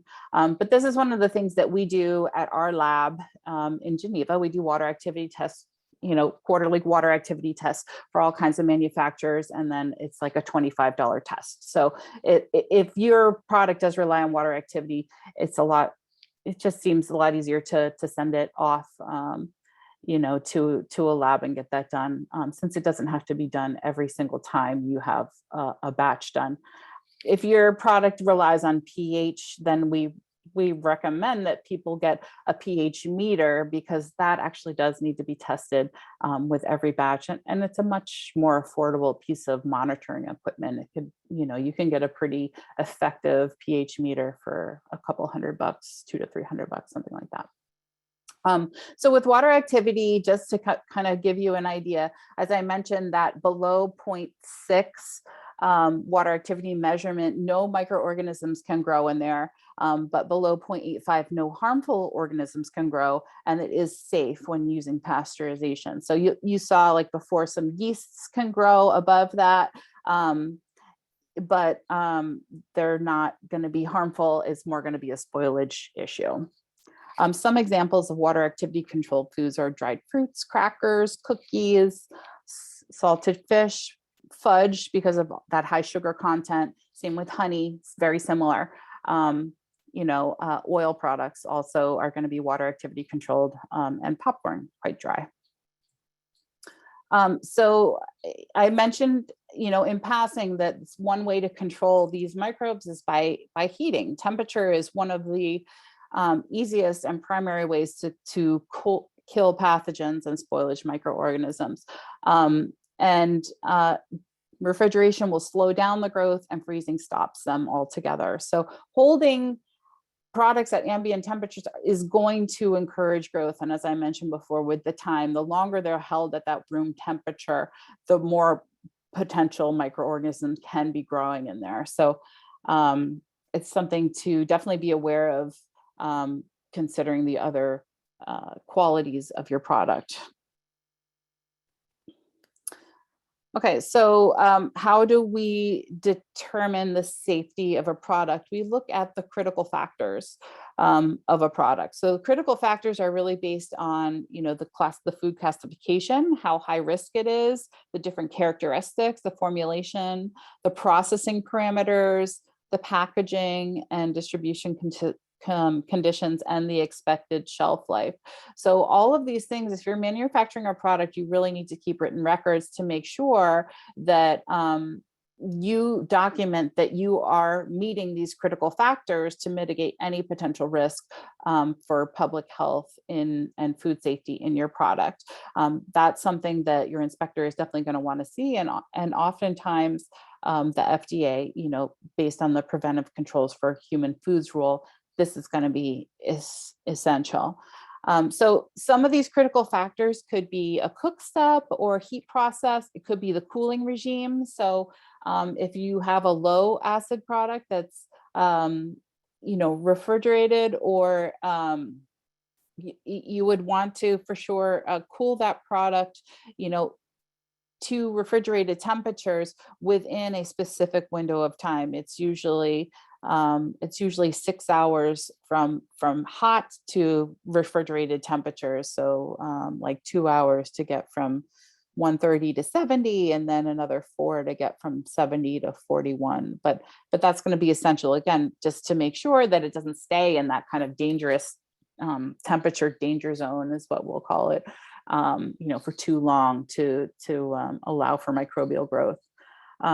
Approved ingredient sources. So that's also going to be a critical factor. If your product doesn't have any kind of heat in it, or, your grains are milled, a lot of times when you're selling those milled grains to other people who are using them in a product that may or may not be heated, people may ask for a certificate of analysis to assure that there are no pathogens in that product, meaning that they want to be sure that it's pathogen free before they put it in their product. So that's something to be aware of. Acidity and pH, we talked a lot about. Preservatives can help, fermentation, water activity. So all of these things could potentially be critical factors for the safety of your product, and that you would want to document. Okay, so the scheduled process, and I did kind of mention this in the beginning, that's this detailed document. It's a process validation. It's issued by a processing authority service for safety and stability. So the scheduled process it'll include the product formulation, it'll include the product name, the manufacturer, the address of the manufacturer. It'll have the critical factors in the box. So that might be either a water activity measurement, it could be a pH measurement, it could be a cook step, it could be, vacuum requirement. It could be a lot of different things that are going to ensure that this product is safe, especially if it's a shelf stable product and does not have refrigeration. And the scheduled process is something that the FDA will ask you to submit for certain products that are higher risk, that I mentioned in the beginning. So if your water activity is a little higher, or you're producing an acidified product, this is going to be backup documentation for the safety of your product. It also includes the processing steps, and it'll include storage, distribution, selling conditions, and restrictions. In New York State, many states, it is required for the approval of new food products, especially if they're shelf stable. And so again, that's one of the primary services that we do provide at the Food Venture Center. So if you're developing a new product and your inspector asks you for a process review, you would ask us for a scheduled process. This is just a picture of some different kinds of monitoring instruments. We already looked at the water activity meter, and I mentioned the pH meter, but other instruments that you might need just to verify the safety and critical factors of your product could be the thermometer, or a vacuum gauge, or even refractometer, which measures bricks. That tends to be more of a quality issue, but if you're making a jam, that could be absolutely part of your scheduled process. Okay, so that's the basic safety factors for food preservation. Now I'm going to start going into some of the regulatory requirements for different foods. So In New York State, there is a home processors exemption for non-hazardous foods, but they're very specific about the foods that can be made using this home processors exemption. Again, they have to be non-hazardous. So like a standard fruit jam or jelly is going to be made with very high acid fruits. And since pathogens cannot grow in a very high acid condition, plus the fact that jams and jellies are heated to boiling, there's going to be a very low chance that those products are going to be dangerous just in the inherent nature of them. So you can make standard fruit jams and jellies with this home processors exemption. That would mean things like strawberries, blueberries, peach, raspberry, even apple would fit into there. Something that's not standard would be something like a banana jam or a hot pepper jam. Those things are not necessarily high acid, and so they would pose a more inherent risk, and you would need to come to us for a scheduled process. Other things, and they would need to be done in not at home. They would need to be done in a licensed commercial kitchen, and would need to comply with other state regulations. So other foods that would fall into this home processors exemption would be baked items like listed below. Not so much when it comes to breads, not so much fruits and vegetable breads, and that's because of the higher moisture content there. So the higher the moisture, the more likely they would be to harbor other microbial pathogens, especially if the center of that bread did not reach pasteurization temperatures. So nothing like zucchini breads or even banana breads. Probably you may have an issue with that being a home processors exemption. But other things are allowed. Double fruit crust pies, cupcakes, and then also repackaging. So things like repackaging herbs and spices. If you're buying in bulk, say, and you want to repackage them, you can do that at home with this home processor exemption, as well as candies, confections, and then some other snack items that are quite low risk and low water activity. If you do decide to pursue the home processors exemption, there still is a process. You would use your own kitchen, and you would not use commercial equipment. Once you start doing that, then you're going to fall into, a regular commercial processor, not the home processor. There is an application on the New York State Department of Ag and Markets that you would need to let them know that even though you're making them from home, that you are making them from home, that they know that you are making a food product. So you would need to submit this application at this 898C, and then you have to make sure you're using potable water. So especially if you're on like a private water supply, like a well, that water would need to be tested, and you need to supply that analysis within 3 months of your production to the state. With the home processor exemption, you do need to sell all of those products within the state. So, you wouldn't be able to sell these products online, for example, unless you could control where you're sending them to. They would need to be within the state. And the labeling requirements for home processors would be consistent with FDA labeling requirements. So that would include the name of the product, the net weight of the product in standard and metric, so in ounces and then also grams, and the ingredient declaration, meaning like you must list all of the ingredients on the product from in descending order from the most to the least amount. You need to have the processor's name and address, as well as the allergens that are listed in the product. And allergens have a very specific way of being listed according to the FDA. So again, there are 9 major food allergens that the FDA has recognized. Sesame was added to that list last year, but otherwise it's actually, it should be milk, not dairy exactly. It's milk, eggs, peanuts, tree nuts, any kind of tree nuts, fish, shellfish, wheat, soy, and sesame. Now for the tree nuts and the fish and the shellfish, if you were to use those in your product, you would not only need to just list it as tree nuts, but you need to list it as the particular nut that it is, whether it's almonds or walnuts or whatever. Same with the fish and the shellfish. So if it contains like shrimp or something like that, you would need to list that. And there is a very specific way that you need to put that on your label too. And you can see there's an example there. One way you can do it is just by saying it contains, like within the ingredient list, you would put, below the ingredient list, you put contains, and then you can see in the example on the left what actual allergen is there. And that, in my opinion, that's the best way to do it, because it calls it out like right away. Anyone can see exactly what allergens are in there.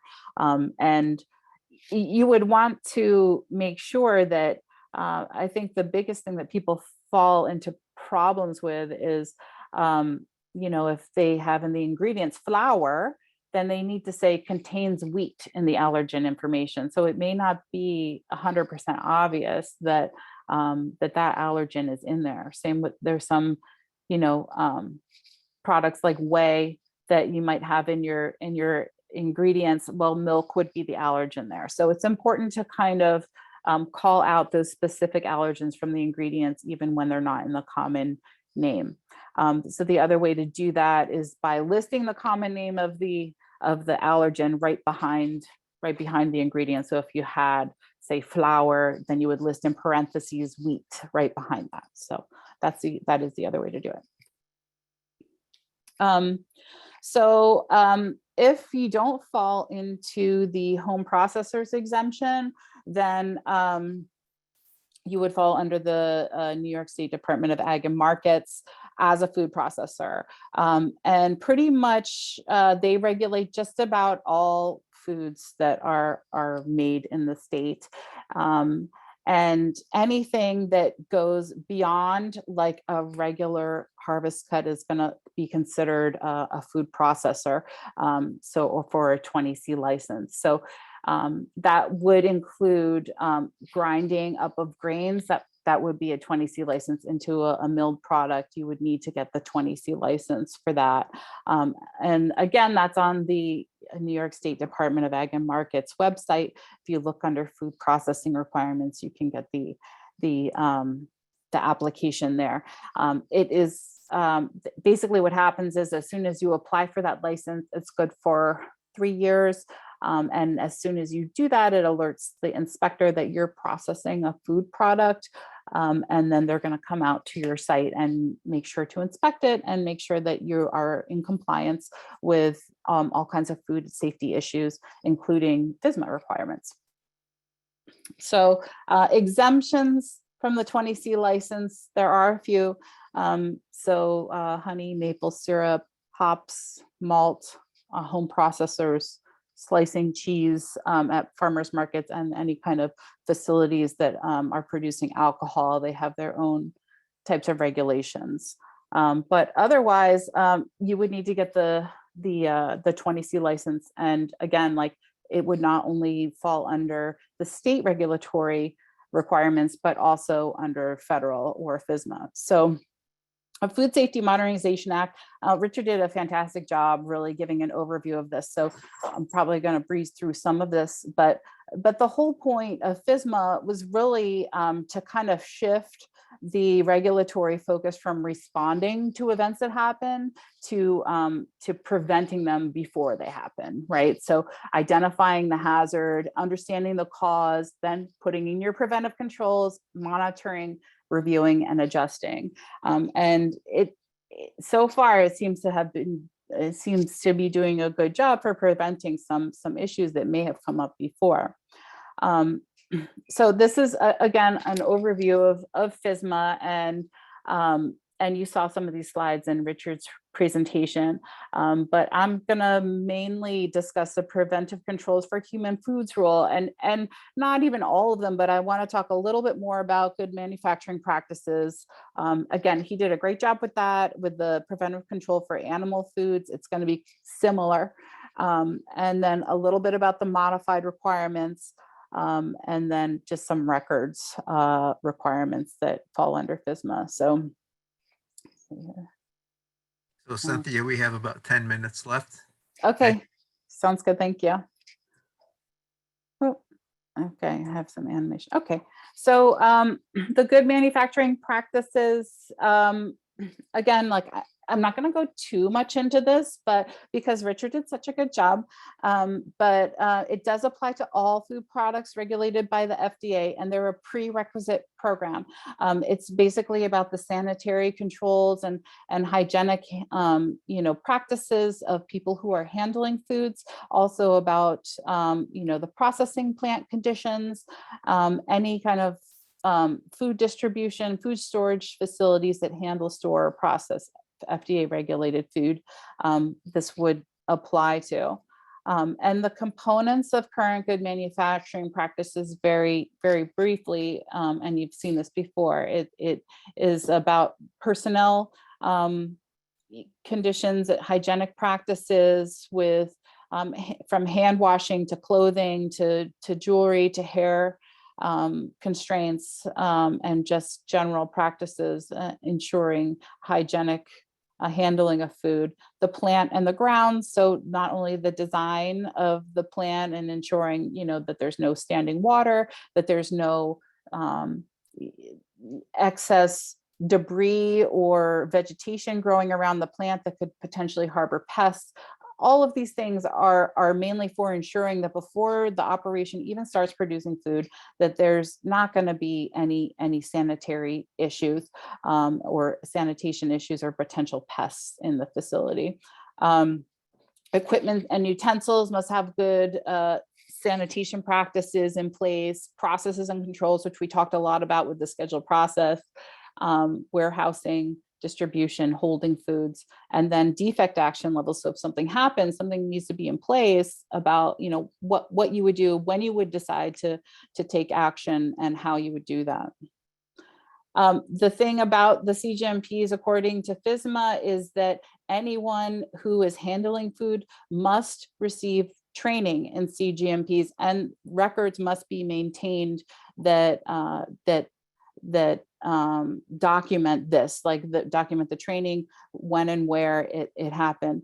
And Cornell actually our extension has an online CGMPs training program that you can get certified in, or your employees can get certified in through the Institute for Food Safety. Then, also Richard went over the modified requirements pretty well. I saw the question about a subpart C. So subpart C is the full safety plan related to preventive controls for human foods rule. If you're not, if you have to do a full food safety plan, you may have to do a safety plan unless you're exempt, I should say. So here are some exemptions to that. The qualified facilities is one, but also if you're doing some other products that require a HACCP plan, you're essentially doing almost a full safety plan, food safety plan anyway, and you would be exempt from subparts C and G. Some farms can be exempt too. And again, we heard a lot about what a farm definition is, but in this case, I think the most applicable definition is packaging and labeling of raw commodities without any additional manufacturing or processing. If that's all you're doing, then you are exempt from subpart C and G, that food safety plan as well, and the supplier verification program. Not the sorry. I think I misspoke, supplier verification, but dehydrating raw products, if it creates a distinct commodity, like if just from grapes to raisins, and that's what it is, that also is exemption. I just wanted to put this one on here just to show also in CGMPs, if you have a grain elevator that's solely holding the grain, then you're also exempt from the preventive controls for human foods rule. The qualified facilities, Richard went over this very clearly, but just wanted to put this up very quickly. It's essentially a small business based on your income of what a qualified facility is.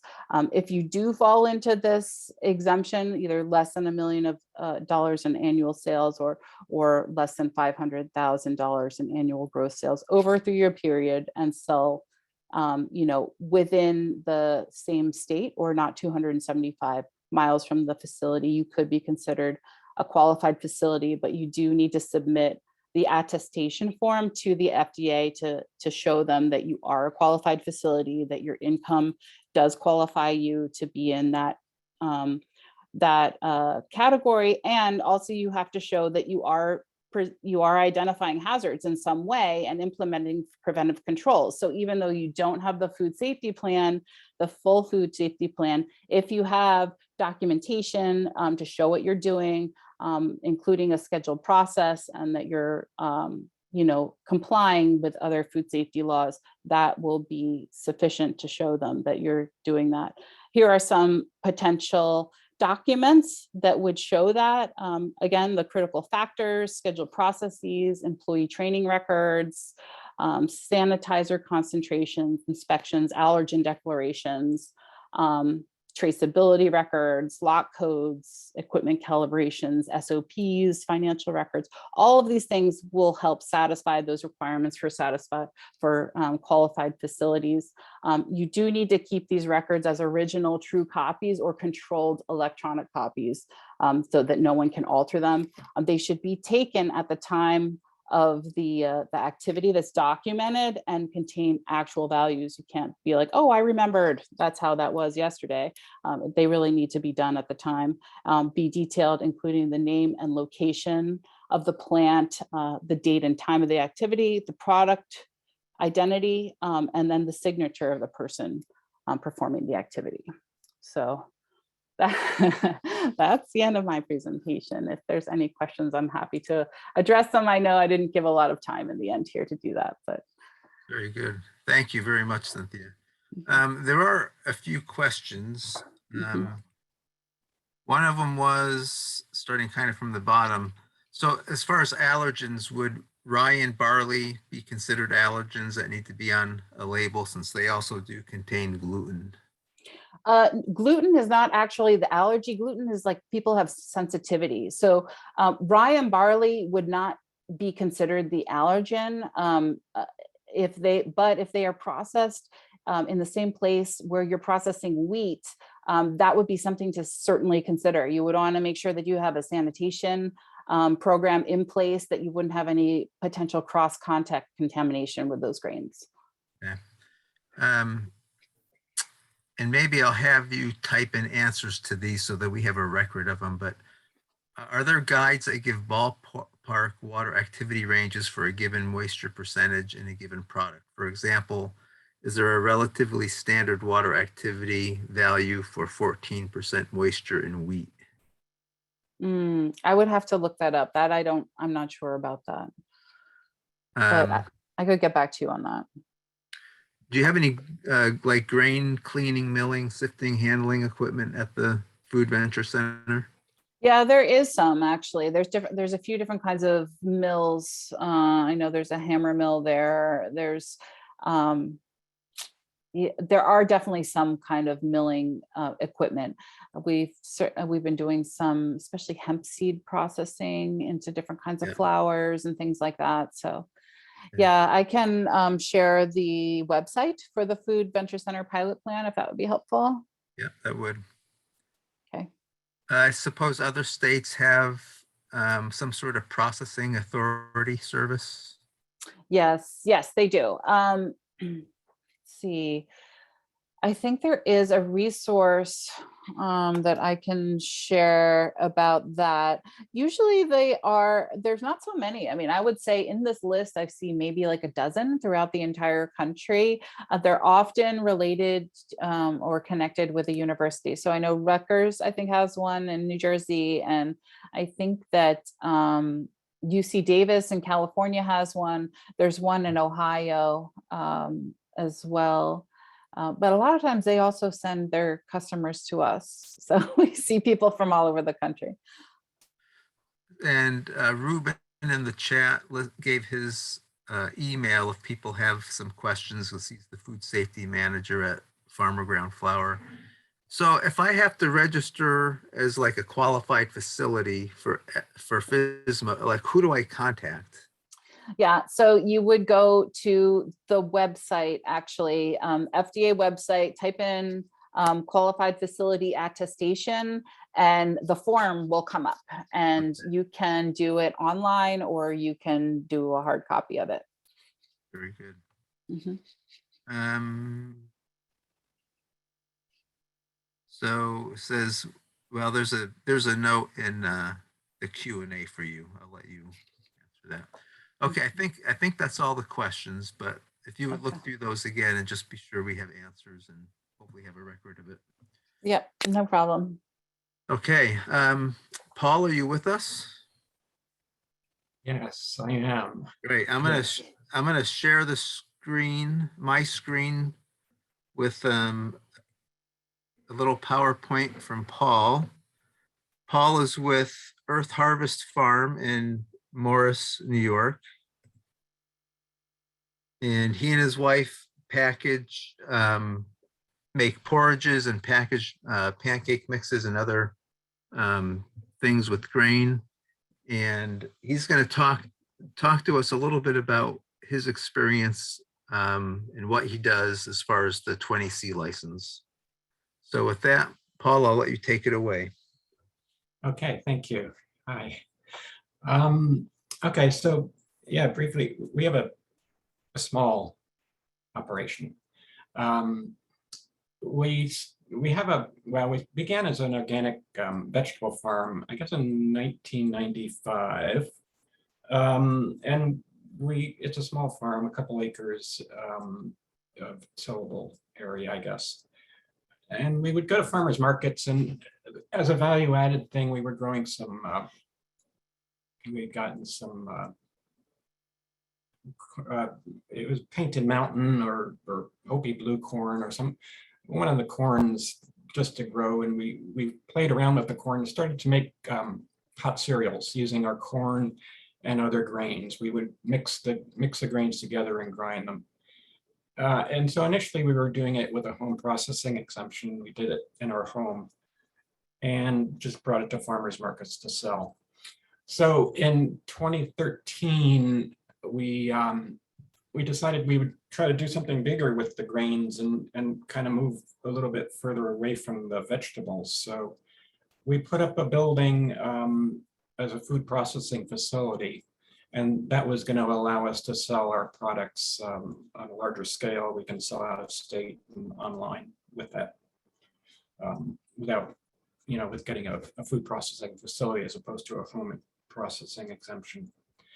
So our building is the one you see here. I guess it's about 16 by 16 foot. It's not terribly big, but we managed to work with it for what we do. So what we produce is we grow a few grains. We still grow some corn. We grow Hawaiian corn and buckwheat and some other things. But for the most part, we buy grains, some locally and some from a distributor in Minnesota. But it's all organic. Everything we do is organic. But we'll buy the grains, and then we have inside the building, we have a processing facility. So it's kind of a mess in this picture, but it's all there. Let's see. So this picture, we're looking at the area. There's a weigh fill machine, which is on the right there. And what that does is we can pour our finished product into the hopper on the top, and it weighs out the amount we need, and it dumps it into a bag, which you hold underneath, under the funnel at the bottom. It's a handy thing for just speeding up the processing.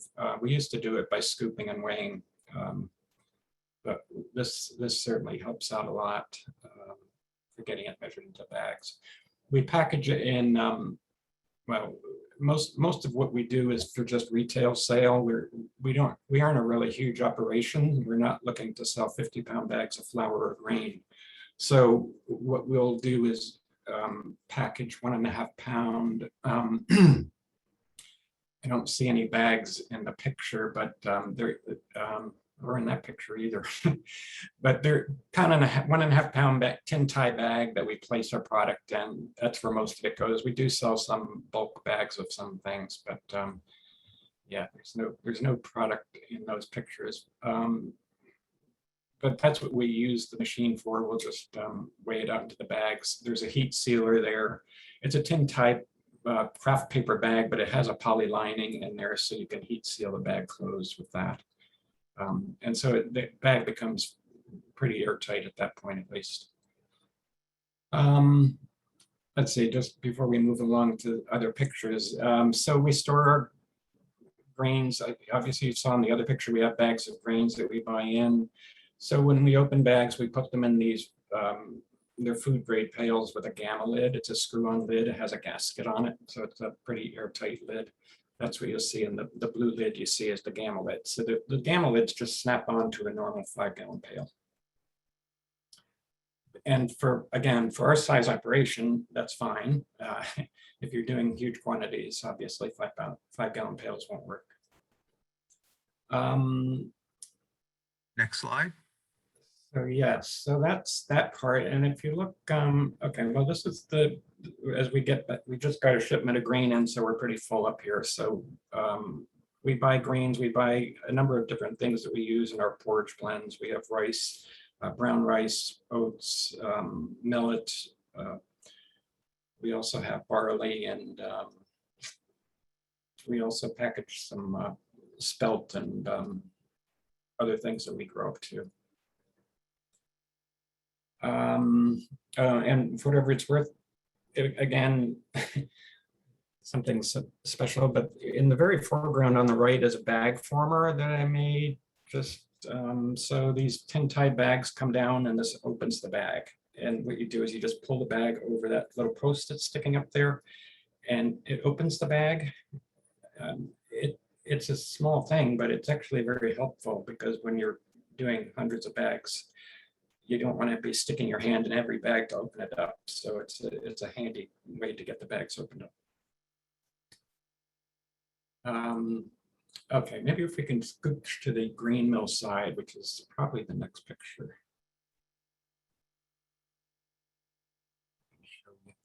But let's see. Well, there's a one of these pictures here. It's got the grain mill and the mixer. Well, we'll stop there for a second. Well, there you go. Okay, grain mill. So again, on the left is the weigh fill machine, and in the back corner of the building, that's the grain mill. It's a Meadows mill that we use. I guess it's a 12-inch. It's a stone mill. And again, it's, you know, for our size operation, it's pretty adequate. We use it for porridge, which is what we do for porridge is we mix the grains, and it's a very coarsely ground mixture that we do to make our porridge mixes. We also do flours and pancake mix. And so for those, it's you grind to a finer setting. But it's been, I guess for what we do, it's been pretty adequate, and it's been no real trouble since we've owned it. We've had it for some number of years. And at some point, the stones wear down and I have to sharpen them, but I have yet to do that. And 9 years, I guess we've had it. So it holds up pretty well for us. And to the right of that, which I think maybe shows in another picture. Yes, yep, go back to that last one. The tumble drum mixer is the thing that I was going to point out there. So this stainless steel drum that's on that stand there is a mixer for mixing up things. It's called a tumble drum. It came from Iowa. There's somebody out there that made it. It's just a hand crank thing that you pour your stuff in the top of it and clamp the lid on and turn it. It doesn't take a lot of turns. 4 or 5 turns in each direction mixes it up pretty well. So we've been using that for mixing all our grains, and it's worked out quite well. It's pretty simple to gadget. I think the alternative that we could be coming up with was, or at least when I was looking into it originally, was a ribbon ribbon mixer or ribbon mill, which is kind of a pricey thing. And this isn't cheap. It seems to work well for us. The other thing, I guess, when we were putting up the building, so I guess once again, it's Ag and Markets is kind of responsible for overseeing all this food processing. I talked to them, again, this was 9 years ago, but you know, they said basically the building has to have a washable floor and walls and a 3-bay sink. And there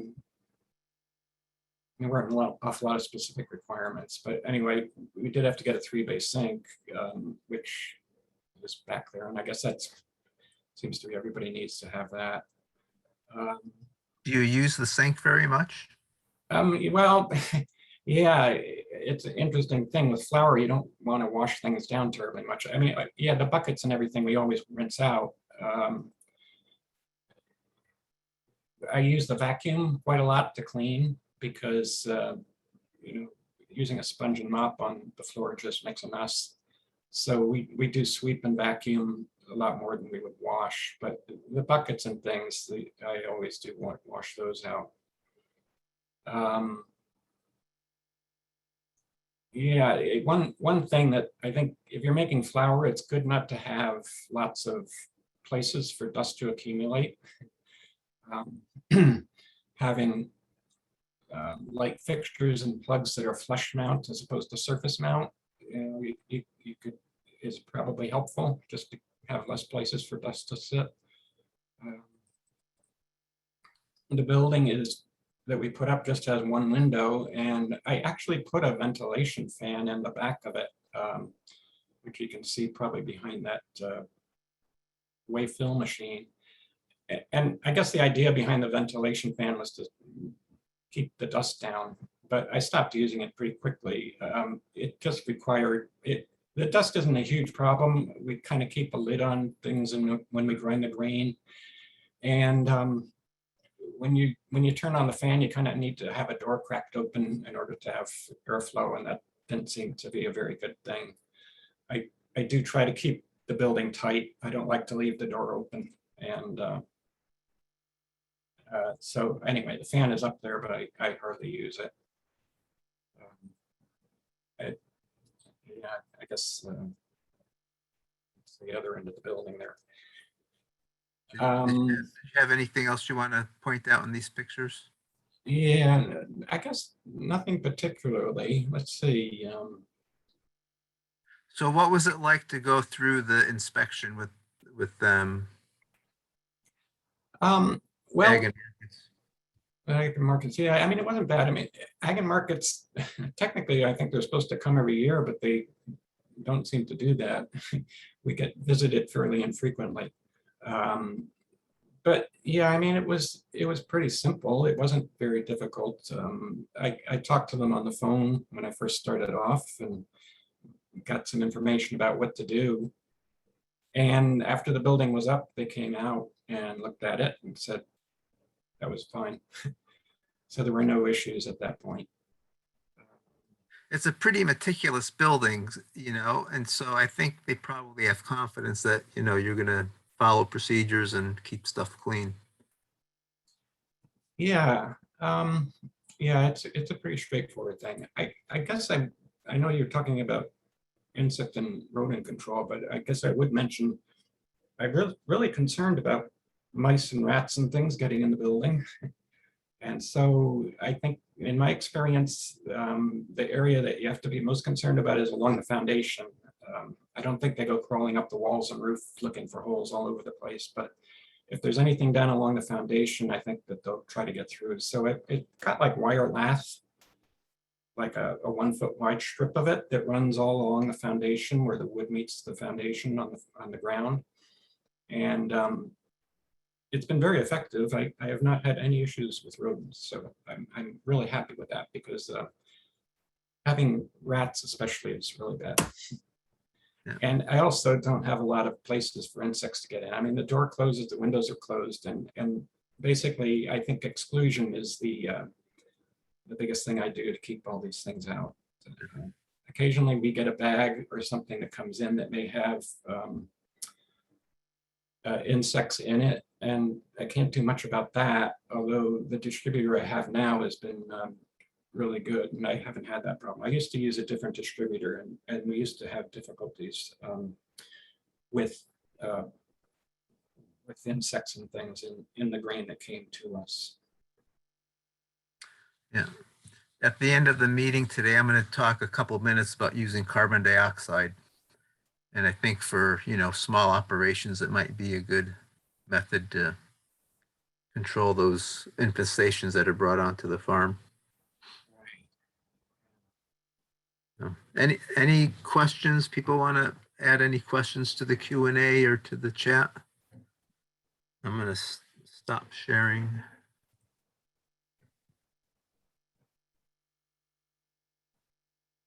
Thank you, Paul. Sure. So we will take a break here for lunch and be back at 1 o'clock. We'll have Matt Fry from the New York State IPM program. He's the a community IPM specialist. He deals with buildings, so rodents and roaches, things you'll find inside a building. And then Ken Wise is also from the New York State Integrated Pest Management Program, and he'll talk about insect infestations in stored grain. And I'm going to talk a little bit about using carbon dioxide at the very end. So, and if I don't think I'll forget, but when we come back a little bit early if you need pesticide credits, and I'll give you the link. So if you need pesticide credits, you need to sign in, and then you need to sign out at the end. And I'll give you the link to a little Qualtrics survey to do that. So if you have pesticide credits, I'll see you back before 1 o'clock. Otherwise, we'll start up again at 1.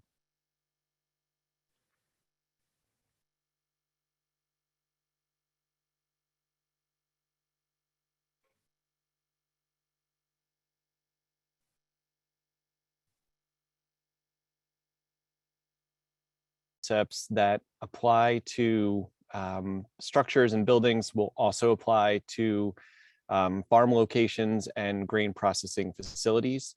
And at the end of my presentation, I do have a few resources that are designated and created by organizations that represent grain processing, and all the information is the same in terms of rodent management. So to get started, what I wanted to do is talk a little bit about the issues that rodents pose for grain processing and agricultural settings in general. One of the first issues is that rodents are well known for gnawing on wires. And they do this because they mistake wires for vines and other parts of the natural environment. They may think that there's a water resource there. They may think that there's insects inside. And also they just have a proclivity for gnawing. So they'll chew on these wires, and this can have devastating impacts on farm equipment, resulting in replacement and the need for replacement, otherwise failure of that equipment. But in structures, it's estimated that 25% of fires of unknown origin, that it's not detectable what was the actual cause, 25% of those are thought to be from rodents gnawing on wires in walls that creates a spark and results in fire. So certainly there's damage as a result of that. They'll also chew on structures in general. So you can see in this image on the left here, let me see if I can get my laser pointer to work. There it is. This opening here on a chicken coop. And so this is on the exterior, and then this translates to this picture on the inside.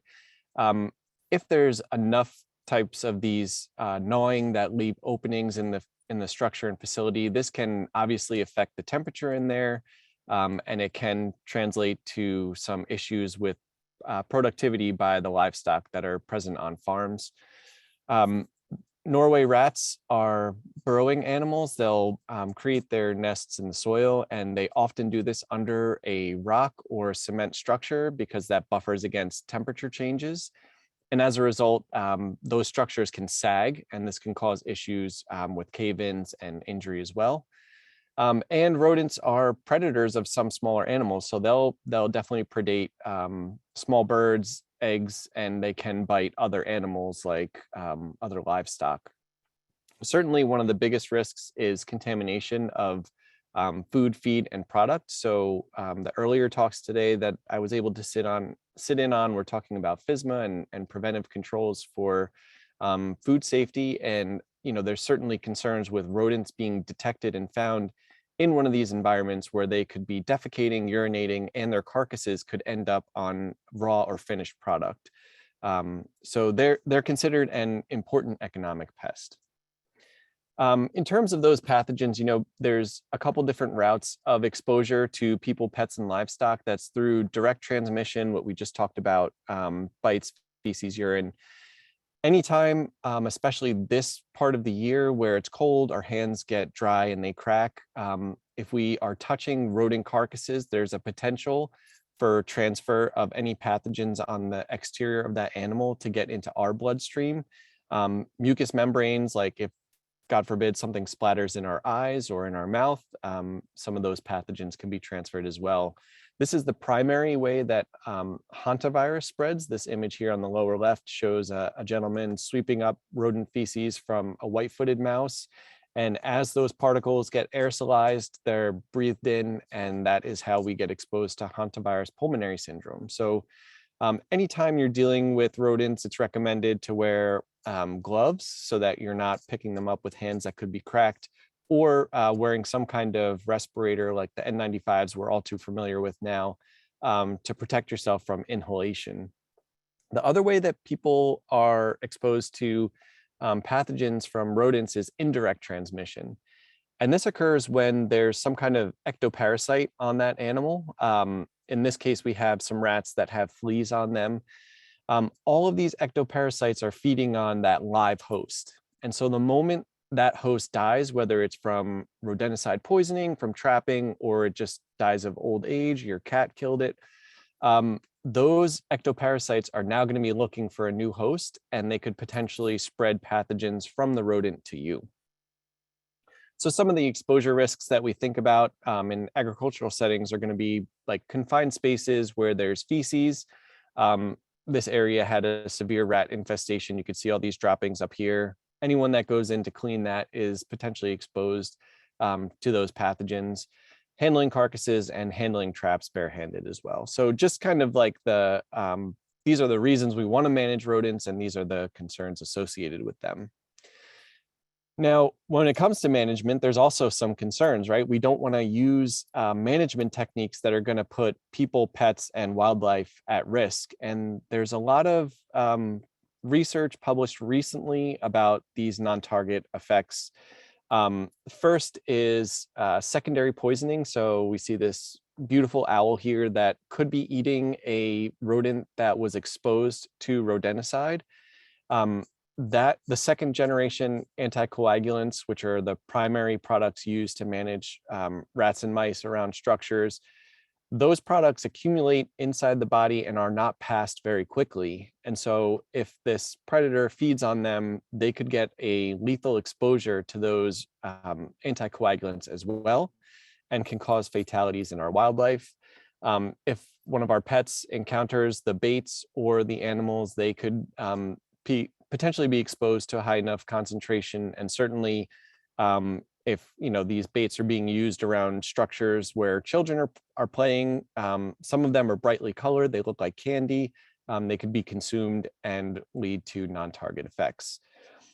So I just wanted to mention some of these recent issues. In last year, this was published, first bald eagle death in Massachusetts from rodenticide. There's movement now from the EPA to potentially, this is just a recommendation to make all rodenticides be restricted use pesticides, which would require you to have a certified pesticide applicator's license in order to apply those products. They're currently accepting comments on that now. It's just a proposal, but it's something that would dramatically change how rodent management is conducted. There are states and locations that are already implementing bans on rodenticide use and restrictions. So California was the first to pass a ban. Agricultural use is still permitted, and there's certain uses in and around cities. If it's a municipal issue that rats are posing a public health threat, they could still be used. But once California does something with pesticide legislation, it tends to roll downhill and could affect us in New York and surrounding states. So this is something that we're aware of, and hopefully some of the information today will help provide you with some alternatives to relying strictly on rodenticide use. One of the other challenges is that there's a lot of misinformation out there about control tactics, and there could be a lack of information. So this is from my local Tractor Supply. You can go in and buy these products without any training and use them in any way you want, although you know you're supposed to follow the label. A homeowner may not know that and may potentially expose wildlife, children, other organisms to rodenticides. So just making sure that we're aware of the potential risks associated with these tools to manage rodents. So today, what I wanted to do was walk through with you a rodent management plan, starting with the very essential step of inspection, identification of the different target pests that we see, especially here in New York. And I should mention that I am located here in the Hudson Valley. I'm in Putnam County in the town of Carmel. Then we'll talk about pest reduction techniques, short-term and long-term, monitoring, and evaluation. So why is the rodent inspection so important, and why should you make time for it when you may not have a whole lot of spare time on your hands in dealing with everything you're already doing for your commodity and also pest management? Well, the inspection defines the scope and extent of the problem. It tells you where the pests are found, where the food resources are that they're using, how they're accessing the buildings that you have. It helps you identify what pest is present and can really help you figure out what method you're going to use to manage that population. It is recommended, if you're dealing with a problem that you just can't figure out where they're coming from and moving, you could perform those inspections at dusk or just before dawn, because the rodents that we deal with in our area are going to be most active at that time. So you could see the activity, see their movement patterns, which obviously will help understand how to control them. So the things that we're looking for in this inspection are twofold. We're looking for evidence that they leave behind, including their droppings, their poop, sebum marks, which we'll describe all of these, so I won't go through them now. So rodent evidence, but then also the attractive elements. So what are the reasons that the rodent populations are present, and how can we adjust those potentially to make the area less inviting to them? So droppings, there's a lot of things that can be confused with droppings. There's different kinds of droppings that can be present in all kinds of structures. So I always say, don't be fooled by the stool, because there could be a different pest problem that you're dealing with. If we were in a classroom setting where you guys could participate, I'd ask for volunteers to talk about what these different structures or items are. But this first one on the top left isn't poop at all. It's a fly pupae. You may be dealing with flies in a barn or other type of location that are the result of a dead rodent. So these flies will feed on the carcass of animals as larvae. They'll crawl away and they will pupate, which is this structure here, where they undergo this major change in their form and then they emerge as an adult fly. But these can easily be confused with poop because of the similar size and shape. But the way to distinguish them is that they have these lines that go kind of across the body horizontally. So then we know it's some kind of pupal case and not a type of poop. But rodent poop is going to have these pointed ends and potentially have mixed in hair. And so the hair you can see in this picture of mouse poop, this is because rodents are constantly grooming themselves, We may think of them as gross, but they are fastidious groomers. They like to keep themselves clean. And in doing that, they'll ingest some of that hair, and then what goes in goes out. They poop it out the other end. Mice, these turds here, and rats, these pellets here, are mammals. These animals are mammals just like us. And so when they defecate, when they poop, they pinch it off at the end, which is why they have these pointed ends, usually on one side. And then this third type of dropping is actually American cockroach poop. And there are settings depending on what kind of issues you have on your location. There could be issues with the sewer lines that contribute to American cockroach problems. If people have swine on their property, they could have American cockroach problems. A number of reasons that there could be American cockroaches, and their poop is very similar in size and shape to mouse poop, but instead of having pointed ends, they have these very blunt or rounded ends. And then they'll also have these vertical lines going from one end to the other. And those are created by the structure internally in the cockroach anus. So probably more than you wanted to know about poop in one morning or afternoon, but there you have it. So how can we use poop to understand rodent movement and behavior? Well, rodents tend to leave their droppings behind on the pathways that they use most frequently. They leave these as chemical cues to tell other rodents that there's a good food source here, there's a good nesting source here, or this is a good pathway to get in and out of a location that has one of those resources. There are baits that you can purchase that are non-toxic, but there are also toxic versions that have this fluorescent dye impregnated within the bait. And this really helps expedite your inspection. If you're in a dark location, you can use a UV light to shine it on these dark locations, and these droppings fluoresce, they pop out. So it's very easy to see where the rodents are moving, and it helps with your inspection. If, for example, you use this in a bait station on the exterior of a building, and then you find these fluorescent droppings on the inside, you know that there's some kind of entry point that's allowing the rodents to get in. Similarly, if you have these on the ground floor and there's multiple floors of a building, you find fluorescent droppings upstairs, you know that there's a movement pathway from lower floors to upper floors. So again, lots of information that we can glean just from droppings. Sebum trails, as I mentioned, so sebum is a secretion by the sebaceous glands on mammal fur. We create this as well. Our sebaceous glands are associated with our hairs. And as rodents walk over or climb through the same area time and time again, they deposit these oils from the sebaceous glands. And so you may see these dark stains on edges, ledges, and openings. You could see right here this opening that was created by a forklift puncturing through a wall.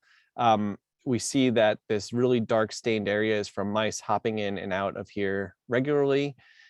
This sebum stain is created by rats because they can squeeze themselves between the pipe and the wall to walk up to a horizontal surface. And then here, sebum marks can be found in soil as well. There was a rat infestation in a rock wall here, and as they continuously traveled over the soil, it created that compacted hard clay look to it, but that's just the oily secretions. So another piece of information that we can use about our rodent populations is to look at the teeth marks. You may have a situation like this where you're attempting to trap a rodent population, but you keep getting traps that are being tripped, but you're not capturing anything. And so in this instance, this is from a structure, but the customer was reporting that they saw rats, and so rat snaps were put out. But in fact, these were mice that were feeding on the bait, and that were actually the critter that was observed. And we can figure out mice from rats by looking at the size or impression of a pair of teeth. I think we have this a little bit more on the next slide, but you can also see here the tail of the mouse is indicative that this is not rats that we're attempting to catch. This is mice. So gnaw marks are not just informative in terms of a pest being present, but they can also help us differentiate which pest is present. If a pair of teeth is 3.5 to 4 millimeters wide, so you'd have to break out your ruler to do this, that's going to be from rats gnawing on that structure. If the pair of teeth is 1.5 to 2 millimeters wide, we're talking about mice.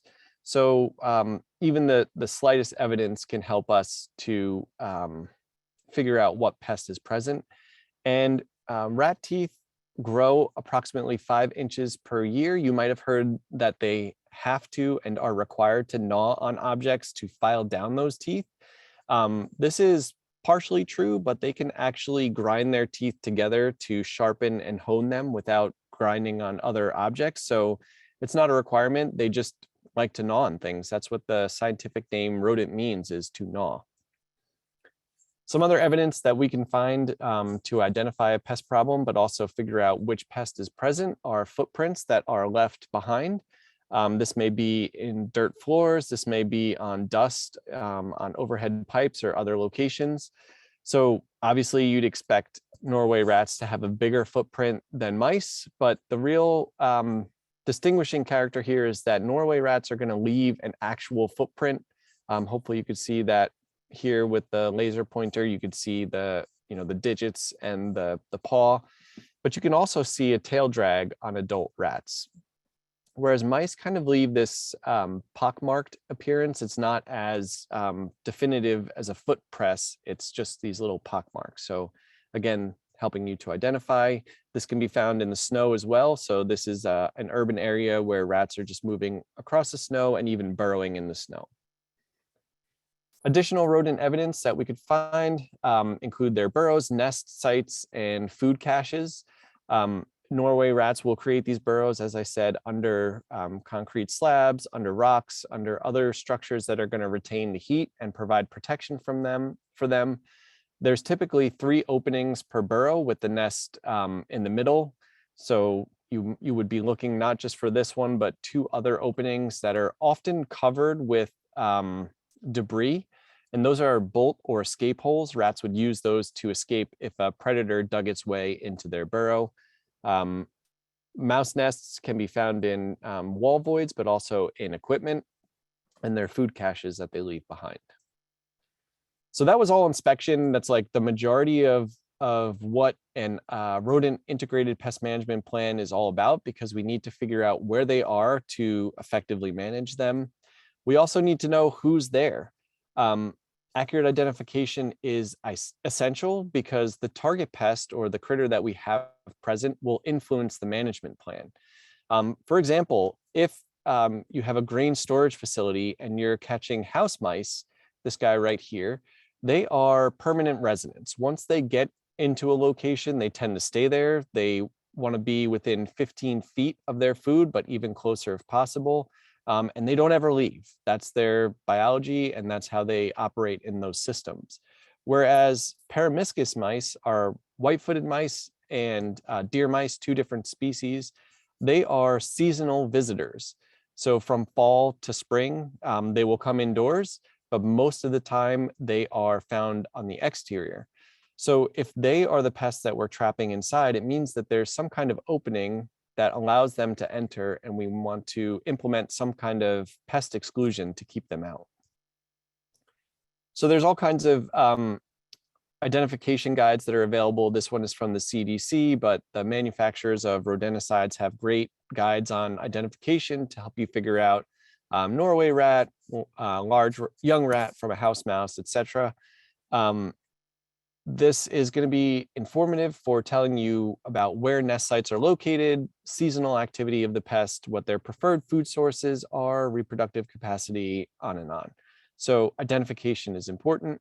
I'll just zip through the 3 that we have in the Hudson Valley region and the rest of New York State. So first is the Norway rat. It prefers to create its nests in burrows in outdoor earthen areas in the soil.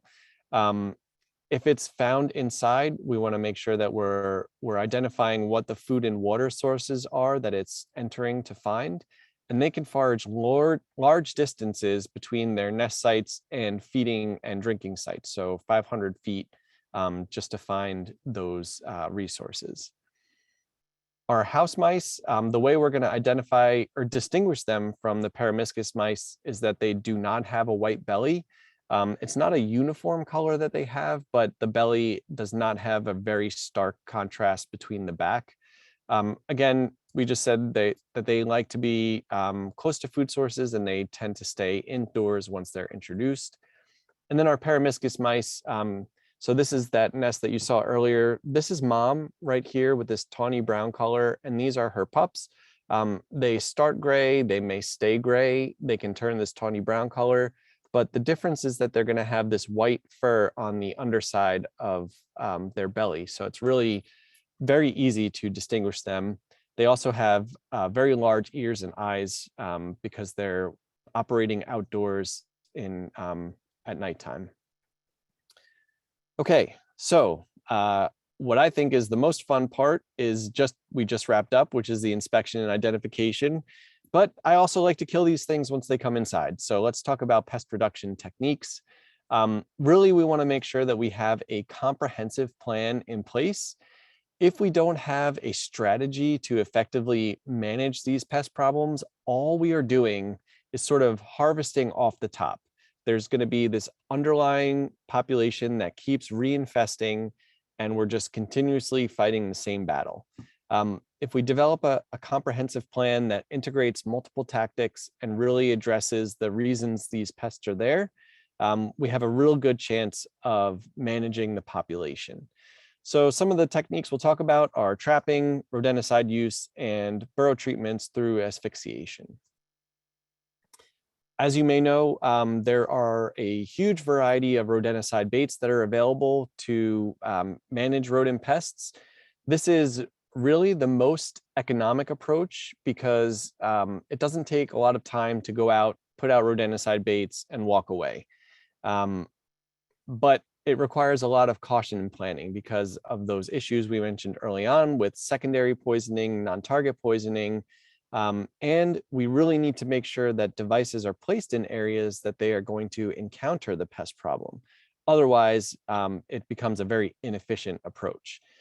There's a variety of sizes, shapes, consistencies, textures, ingredients, and colors. They represent different active ingredients. They represent different concentrations of the products and different uses of products. So different formulations have different uses and restrictions. For example, based on the most current regulations, you cannot use a block type bait in a burrow system. It would be an off-label application and therefore illegal, but you can use some of the pelletized products to treat burrows. So we want to make sure that whatever product we are using, that we're following the label instructions to not only ensure compliance, that we're being as safe as possible, but these directions on the label are really intended to make the product most effective. So we're applying them in a way that research has documented is going to work. One of the things that I see around structures and that I have seen in some agricultural settings is just this broadcasting of bait, throwing it out. That's a huge no-no because we're probably end up killing more wildlife than we are targeting the rodent pests that is our main concern. So for these block type baits, there are applications that are specified on the label that they have to be in above ground tamper resistant bait stations. And this, these regulations apply to you as the applicator. If you're putting out the product, you are liable for any consequences of a misapplication according to the label. So just something to keep in mind. Based on the use of rodenticides, we may expect to find dead rodents within 4 to 5 days if we're using the very common anticoagulant rodenticides. 3 days if we're using a product that has cholecalciferol in it, which is a non-anticoagulant rodenticide. And you can find these dead rodents anywhere, but typically they will go back to a sheltered location where they feel protected. And so you may not see the body. Sometimes you may smell the body, which is an unfortunate situation when it's a rat, because there's a lot of meat on that animal and it could smell for days to weeks, depending on where it is. So one disadvantage of using those rodenticides is that the kill is in a location that you are unaware of. There are currently certification requirements for applying products in different locations. And this table comes from Dan Wickstead with the Cooperative Extension Pesticide Safety Education Program. So if the product that you're using is a general use rodenticide, then in most cases in agricultural applications, there are no restrictions for certification, or no requirements for certification, unless you're attempting to use these products in a housing situation. If, on the other hand, you're looking at a restricted use rodenticide, and of course that's on the label, whether it's restricted use or general use, then private certification may be required, or commercial certification may be required. So this is certainly something to keep in mind depending on what products you're using on site. Trapping is the next type of management we'll talk about. Certainly reduced risks compared to the rodenticide use, but it requires a lot more effort and often a lot more expertise. When it comes to trapping, we need to monitor those devices to see if they've been tripped, to see if bait's been removed, to make sure that they're placed in locations that are likely to intercept rodents. So you have to invest a lot more in trapping than you would in a rodenticide program. But there are a variety of trap types, and some are better for certain applications than others. Traps differ in ways that can impact your management program. And based on my observations doing a couple farm inspections, it seems like the devices that offer multiple kills that do not have to be reset, like this one, the A24 trap, would be one of the best options. So again, I have to put this disclaimer here at the bottom that trade names are not used as an endorsement. This is just me talking about different types of products that are out there. But this device is very expensive. I should say that out front. Depending on bulk purchases or individual purchases, it's still an expensive product, but it's a very effective product because it has this well of attractant bait that if it's placed in the right location, rats and mice will come to that device. They insert their head, which triggers a lever here that then sends this pneumatic kill bar across to kill them. And that's it. They just drop down, they're dead, and the trap resets itself. And that's the best part. It just uses a CO2 cartridge as the power to engage that kill bar. But this can be used for a couple weeks to, I don't know what people's experience has been with it in the field, but certainly not every time there's a dead animal, you don't have to go out and reset the device. So a very effective device for certain settings. And then there's no risks of poisoning or secondary exposure. So these carcasses can be scavenged by local predators and scavengers and not represent any risk. As I said, there's a huge selection of traps that are out there. So I just wanted to expose you to two different types that I'm very fond of. There's of course the versatile classic, which is this wood-backed snap trap. These are rat snaps, both of these, so very powerful. You want to make sure that you're placing them in a way that doesn't expose you to the kill bar, because it could easily break your finger on a rat snap. There's some that are easier to set. So this one, you just take the metal bar and click it back in and it's set. So versatile classic versus fast and easy set. The one thing that I will mention in terms of trap type is that you might want to invest in ones that have this expanded trigger. And there's research demonstrating that the expanded trigger paddles have higher capture rates because as a rodent approaches the device, it has to engage with a larger surface and has a better kill ratio. Also, these can be used more effectively as runway traps. So a rodent can be running across an area and hit this large paddle and will get stuck in the trap. So look for those expanded triggers when you buy traps. Just a little bit more about the anatomy of a snap trap. This little portion right here, this little rectangle with the 2 dots, that is what's called the bait tray. And so bait should only be placed in that little well when we are actively trying to kill rodents, rats and mice. We'll talk about pre-baiting in a little bit, but anytime we overbait this device and we put too much bait filling, excuse me, this whole paddle, we reduce the efficacy of that device. The paddle is specifically weighted so that it works effectively. On most traps, most modern traps, this one's by Catchmaster, the other one is by Victor. There's 2 different settings on here. So there's a firm setting and a sensitive setting. The firm setting is used, and so what it means is that it requires more engagement with that paddle to set free the kill bar. So this is best used in a baiting program where you want to make sure that an animal is coming up to that device and interacting with the paddle so you ensure that kill. The sensitive setting means that just a light tap of the paddle will engage the kill bar. And this is most effective if we're deploying traps in what's called a runway placement. We don't even need to bait the trap. We know that the animal is running back and forth over this area. And so we just place the trap out and set it. And as they're running along, they get captured by the trap. Another situation to use the firm setting is if you have equipment that's constantly running in that area and it vibrates the floor. In that case, you would want to make sure that you are using the firm setting.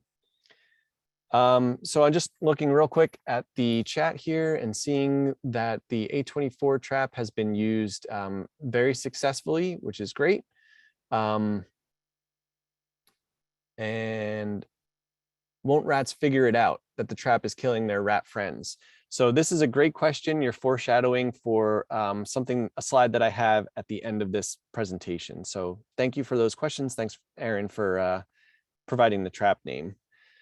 Some other tips for trapping. So food preferences are a really important thing for rodents. We tend to think about them as just, being scavengers that will eat anything. But rats in particular, have very defined food preferences. They can develop these as they are feeding as pups when scents and flavors from mom's milk are sort of creating their flavor preferences. And also as they get a little bit older and mom is bringing food back to the nest, the scents that are on her face are helping develop their food preferences. So we want to make sure that we are complementing the current diet of what the rodents are eating.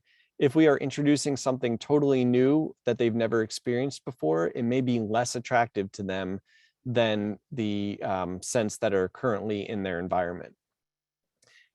We want to make sure if we are baiting traps that we use a variety of baits at first to figure out what is going to be most attractive to those animals. So baits that are hydrating, like this cucumber piece, that's going to provide them with some water, especially in grain settings. Any baits that are higher in liquid content are going to be attractive to them because they are probably moisture starved unless there's standing water somewhere nearby. Baits that are protein based, so like bacon and other beef jerky type foods, fatty, and if they are a different flavor profile than what they're used to, but it's a similar type food, that may be attractive as well. For pregnant females, we can also use nesting material. So here I just have a piece of cotton. Some people use dental floss and other types of string, tying that to the paddle, and that will be picked up by the reproducing female for nest making. And that way you actually interrupt the reproductive cycle. So here's just a picture, just know that's the overbaiting I mentioned. And then runway traps, this device was placed without any bait, but caught a mouse as it was running along. Okay, So another part of our inspection was to identify the rodent evidence that's left behind. And we want to make sure that if we've identified an area where mice and rats are moving, that we're actually placing our rodent management equipment in those locations. There's suggested evidence from the pest management industry. Oops, sorry. Just collapse this. Maybe not. Okay. There's evidence from the pest management industry that if a device is greater than 10 feet from rodent activity, they're never going to engage with that device. So it's important to make sure that we are placing equipment as close as we can to where the activity is located. Here on an overhead pipe, there are hacks that we can use. We can use Velcro strips, we can use string, we can use zip ties to fasten a trap to that location. And that way we're going to ensure that we're intercepting the animal where it is moving. Some other tips for trap placement. So we can place traps along walls if we know they're using that as a runway.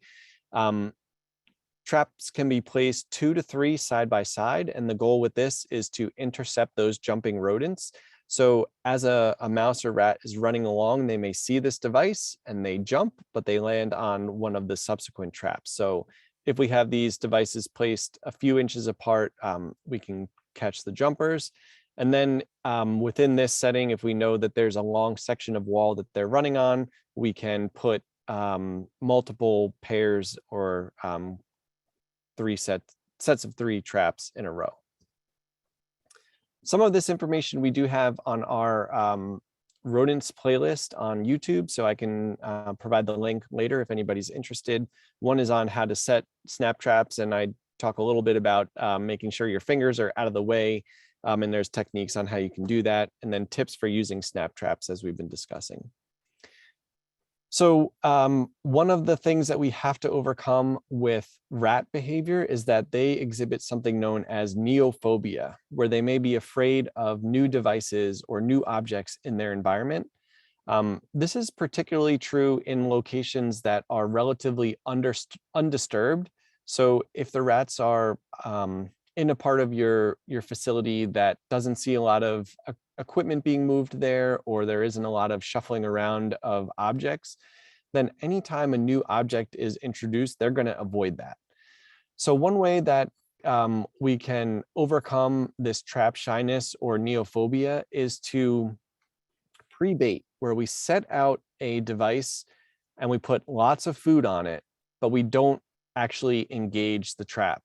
We want to make it look as close to how it's set as possible. So even putting the kill bar in, or the set bar in place here, and really making sure that it's attractive to those rodents.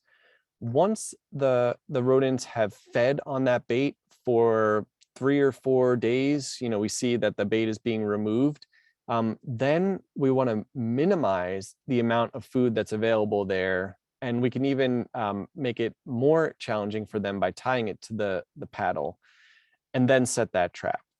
So what this does is it conditions them to visit the device. And then when they come back to it, we have a better chance of killing them. So to the earlier point, we can absolutely use snap traps again. The 824 trap can be used over and over again to capture rats and mice. There is no deterrent quality associated with the smell of dead rodents on a trap. In fact, if a rodent like this was to be left out and that population of rats is starved for protein, they will actually chew into the skull of this animal, eat its brains first, chew into its body cavity, eat its other organs, and then strip the rest of it as their needs permit. So there's nothing frightening to them about a bunch of dead animals that are associated with a trapping device. The scent that can really affect rodent attraction to a device is if you smoke and you are touching traps with hands that smell like cigarette smoke. If you just had a delicious sandwich and you touch that trap, then that is going to be attractive to them. The scent of humans is not deterrent as well. The condition when a rodent will avoid a trap is what happens when we have a trap failure or we have a missed opportunity to control that animal. So in this case here on the right, this is a rodent bait station. This is one of those non-toxic baits that is just being used as an attractant. And this is a T-Rex trapper clam style snap trap placed in that device. In this case, a rat came in, he had been feeding on that bait, and then the trap was set, but for whatever reason, it triggered the trap and it only caught its paw. So you see here, this is that poor rat's paw that was snapped and then most likely chewed off by the rat so that it could escape the trap. What happens as a result of these types of encounters where it has a scary experience with a device is that from now on, this rat would never approach anything that looked like this T-Rex trap. It would never approach anything that looked like this bait station because it has had a really negative experience. So there are ways to overcome this behavior as well. This is what we call a smart rat because now they're keenly aware of our typical management devices. But we can overcome that by using a different trap type. So this one looks slightly different. And by burying it in something that's going to allow the trap to trip, but will mask the device. So newspaper, shredded newspaper, sawdust is a really good one. And other things that you can think of that would be placed on top that wouldn't weigh down the paddle, but would allow that rat to explore the device. So this one in particular, it looks like we're in a tunnel here. We're actually in a cereal box so that the rat has to kind of come in. It looks different than a bait station. It's just a different structure. And so they may be more willing to approach it. Again, we would have to pre-bait so that we, do not scare the rat away on the first attempt. One other issue that can result from the use of just bait stations and rodenticide management is that we experience what's called device fatigue. If a bait station is left in the same location and there's a suitable food source nearby, the rats will learn to avoid this. So we talked first about sebum marks. You can see if you look at this device that there are these sort of dark stain trails leading into the device from multiple directions, but the pest professional servicing this device indicated that they were seeing fewer and fewer hits on the bait. And when we look at this a little bit more closely, we can see that there's actually this sebum mark along the wall where the rats are running up, jumping on the device, coming down, and running over. So they're totally avoiding this device now because they've learned that there's better food around the corner. So this is going to lead us into our discussion about sanitation in just a moment. One of the other techniques that we can use for rodent management, especially in agricultural settings, there's a lot of restrictions when it comes to doing this in urban settings and locations where people are living, but on farms, there's a lot more options for this, is asphyxiation with carbon monoxide and carbon dioxide gases.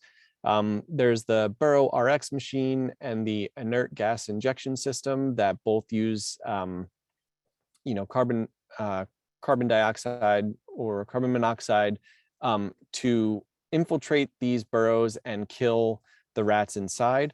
And similarly, we can use dry ice.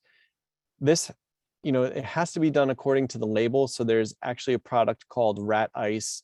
And it's a little bit complicated because you'd have to get it from a distributor. So if you want the details on that, I can send it to you. But this is a product from Bell Labs. And they all work in the same way. And that is that you close the burrow openings, the bolt holes, and you treat the main burrow opening. So you put in this dry ice or you pump in the Burrow RX carbon monoxide, and the gas settles down and it will kill the rats in their nest. And this has a lot of advantages because if there are ectoparasites, they're not leaving the nest. If there are lots of rats in there, they're not all evacuating the nest and dying in some unknown location. They're dying in the burrow. So it contains a lot of the issues to that burrow system. And I do want to mention that with a lot of other things that are promoted as rodent management, there is not a lot of efficacy. So repellents, you know, a lot of them rely on these plant secondary compounds, but you know, the research has shown that there's just not a lot of evidence for the effectiveness of products to repel rodent populations.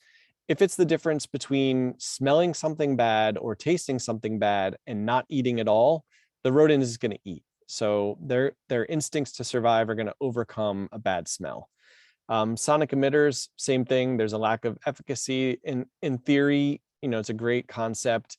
This is what, you know, these manufacturers promote to you, that it's going to kill all these organisms. But in reality, there's evidence showing a mouse jumping up and actually sitting on one of these sonic emitters. So they're not very effective. And then predators can work in some cases, but if you had 100 barn cats, they're never going to eliminate a rodent population. They can maybe address a mouse problem and bring it down to a level that's lower than it was previously, but we're not talking about elimination. In terms of rats, cats are completely ineffective. So that was our short-term reduction. Our long-term reduction is really about removing the conditions that favor rodent populations. So removing clutter that provides a hiding place, and removing food sources that sustain their populations. This can be extremely challenging in a lot of the settings where grain is being managed and stored. But if we implement pest exclusion to keep them out, then we can essentially eliminate those food sources.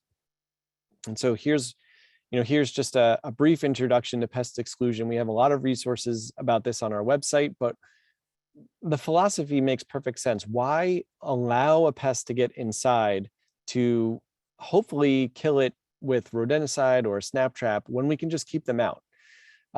So for rats and mice, we know what opening sizes permit them to get into buildings. It's based on the size of their skull. If their skull can fit through an opening, they can wiggle their body through. There's a lot of products that we can use, and even very basic materials that we can use. This one wouldn't be an effective solution, shoving a rock in there, because there's still a big enough gap for them to enter.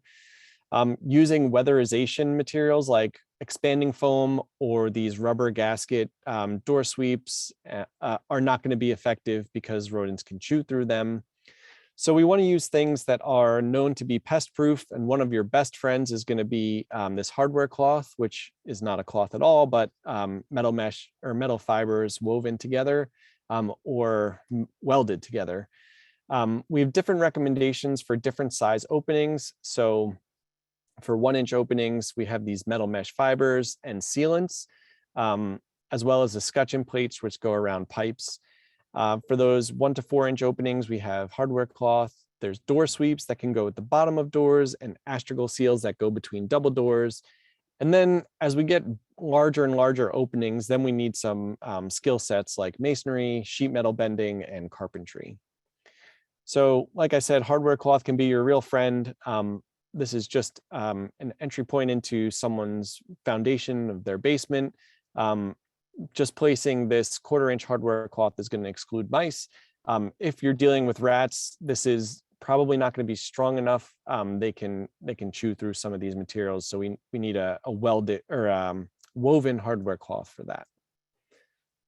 Rats will burrow under the foundation, especially to get into some of these facilities that provide food and harborage. So one thing that can be done that's relatively easy is to install a vegetation-free zone, where we're using about 1-inch diameter stone on a 2 feet wide and 6 inches down. It's not 100% perfect, but it's going to really reduce the opportunities for them to burrow underneath that foundation. And then real quick, so we can wrap up here, monitoring is tracking the population of the pests over time to determine if our interventions have been effective. Monitoring is going to help us identify the problem areas, select the strategy for management, assess outcomes, and then help us to communicate what the issues are. So in this example, we have a barn here structure, and green squares represent bait stations that have not had any feeding on them. Yellow is minor feeding and red is severe feeding. So instead of just replacing the bait, if we interpret that evidence to think, well, why is this end of the structure always having this high level of activity and sort of declining as we go from here? Well, maybe it's because of where my garbage is stored and the food is available in a way that is promoting the rodent population. So not just having the data available, but assessing it to come up with a better solution to our rodent management problem. Monitoring for activity is also part of the situation with rats. So we can fill rodent burrows with soil, we can fill it with newspaper, and then come back the next day to see if that's been kicked out, to determine if that's still active and if the rodents are still present. And then finally, we just want to evaluate our efforts. So was our implementation of a management plan effective? Did we achieve the goals that we set? Which a lot of times we don't have goals in mind. We just put out a management program. And how can we improve? Each rodent problem is unique and often requires a unique solution. So there's some thought that has to go into examining the problem and coming up with the proper solution. We do have a lot of information on our website. I can share that in the chat after my presentation. So we have pest exclusion information and mouse and rat management. And as I mentioned, there's some great resources on managing pest problems in stored grain facilities. So this one by Kansas State is a huge document, maybe 100 pages or so, that has a great rodent management section, as well as some resources from Purdue University. So with that, thank you for your time. I think there might have been a question or two that I missed in the chat, so I'll look here real quick, but I can stop sharing. There were a couple questions.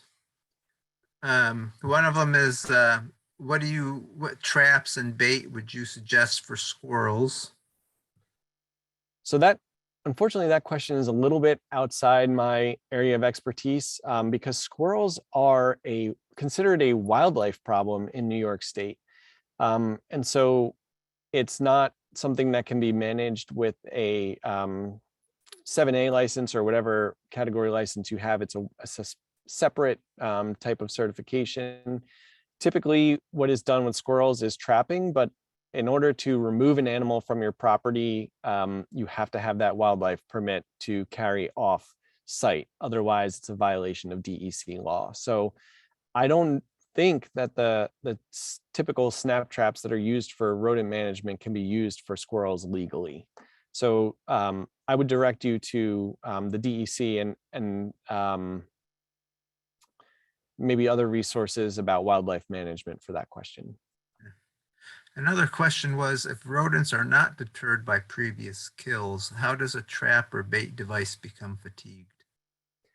Good question. So really what trap fatigue is about is if there's a better food source nearby, they're going to prefer that over going to the bait station that is close. Even if it's been a site that they've visited before, if there's a better food source, they're just like, this is boring. I'm going to go and get the better food that is around the corner. So it's really about the food competition. And then if it's moved to a new environment, sometimes it becomes, especially for mice, something interesting to explore. Very good. All right. Well, that was a great presentation. I really appreciate that. Thanks, Aaron. And I'll put some links in the chat. Very good. And I think if at a later date, maybe if you send me your presentation, maybe I can post that on our blog if that's okay. Yeah, absolutely. Okay, next up is Ken Wise, who's our field crops IPM specialist with the New York State IPM program, and he's going to talk a few minutes about IPM for insect pests and stored grain. You might want to unmute, Ken. There we go. You know, Can you hear me? I can hear you. Great. Let me start the presentation. Let's see. Is that good? That's good. Thank you. All right, great. All right, well, thank you for inviting me. So I'm going to do a short little talk on stored grain insect pests and some management tactics to go with that. So it's about 20 minutes worth of information. And let's just get started. So this is quite a bit longer talk normally, but I'm going to just hit the main points. I think that's probably what you're most interested in.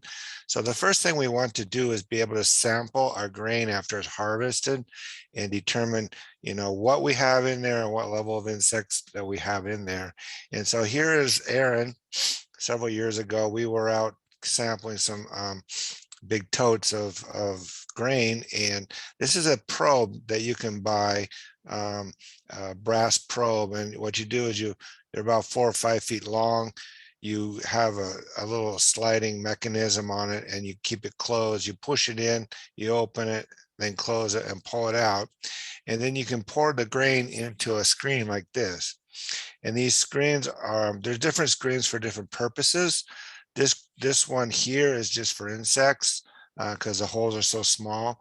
There are other screens that you can put into this pan that you can filter out, other debris and the sort to determine, what's in the grain. But what you do is you shake this back and forth, then you remove the screen and the grain, and you'll look at the little specks that are in the pan underneath, and that'll kind of give you an idea what is in that grain. So monitoring is what we're talking about. That would be your first choice in the fall as you start to store your grain.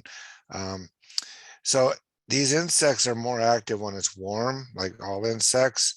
So as it starts to get cold, and like it is now, and your grain is down probably under 40 degrees, you don't really have any activity. So when it's in that case, unless you have a really bad infestation that you need to treat, you really don't need to monitor when it's just cold. It's when it starts to warm up, when it's warm in the fall and then in the spring as it starts to warm up. Your best tactic for dealing with insects in stored grain is to market that stuff as quick as possible, and get it off the farm so that you won't get an infestation of insect pests. But if you can't, or you're waiting for a better price on grain or what have you, here are some of the tactics you can use to monitor the insects. So this is a little probe, little plastic probe that is used to put in the grain and leave it there for a week at a time. And what you do is you put it in, there's little holes in it, and you come back, say in a relative time, and then look at it and determine and see how many insects are in there. And we're generally looking for weevils for the most part, because they're what we call primary feeder, and I'll get into that in a minute. But that's one easy way to do it. Generally you put it in the top of the bin or the top of the bag. So if it's difficult to get up in there, safety first, there's probably some other ways you can do it. So when it gets warm, you want to do this every couple weeks with the probes. There are other means to monitor the presence and absence of insects in the grain, and certain species are attracted to pheromones, a lot of the secondary species, and so pheromone traps are used for a lot of the Lepidopteran or moth species. You can use sticky cards in there, just as they kind of cross the card, they'll get stuck, and then you can just see what's in the grain itself. There's some new technology that they're working on that I read about on a few research papers. There's some image sensing technology where they actually are taking random pictures as throughout the day, and it will show, and in this case you can see the insects themselves. They have acoustic sensors as well, where they're kind of listening for the different insects. These are being tested at the moment, and I'm not aware of any effective means of doing that right now, but possibly in the future. And then, of course, as Aaron's probably already talked to you about, monitoring your temperature and moisture are pretty important. In the case of insects, sometimes the moisture is caused by the insects feeding and the rise in temperature. So just knowing that will make you want to go check, to see what's the deal in those bins. And your main, so after you get everything loaded, and or if you're processing grain into flour, what have you, you got to clean up. I mean, this is the most immaculate grain facility I was ever at, up near Troy, New York. But if this is the model, what you want, just take a good look, because keeping that grain away from the edge of the bins or under the bins, like in this case, the processing units, that's where your first attraction of the insects come in. They're looking for something to eat. And occasionally they can come in off the field, but I think for the most part, they're coming in looking for something to eat. And so keeping it clean is, like with a lot of other things, is prevention, and it's you really reduce the risk of having those insects if you don't have anything out for them to feed on. So we have what we call primary feeders and secondary feeders in stored grain. And our primary feeders, and what Aaron and I have been sampling for about 3 or 4 years now, or maybe more. What we're finding most of are the weevils, and to a lesser extent, lesser grain borer. So these are your primary feeders. You got granary weevil, rice weevil, maize weevil, lesser grain borer, and forgive me for the pronunciation, but agamogus moth. It's a French word, but grain moth. So those are your primary feeders here in the Northeast. And it's good to know the difference between what we call a weevil and a beetle. Even though a weevil is part of the beetle family, they're a separate family. I'm sorry, part of the beetle order. It is a separate family of beetles we call weevils. And so weevils have snouts and beetles do not. So that just kind of gives it away. If you have a hand lens, you can see this little snout. They have the antenna coming off that snout. So that's how you tell a weevil from anything else. And here's just a little video of some maize weevils that someone sent me asking me what they were. And it kind of gives you an idea how really small they are. They're this is a little bit larger size weevil for this type.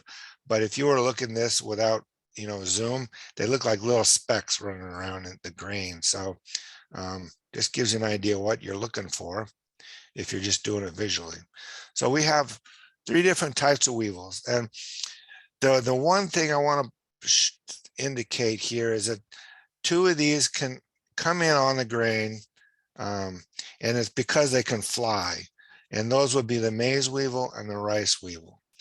I'm sorry, the maize weevil and the rice weevil. The granary weevil does not fly, and it is thought that if it's opportunistic, it's going to try to hang around where you have the grain. And so, that much more effort to go to a field and get infested in a field may be a little difficult for them.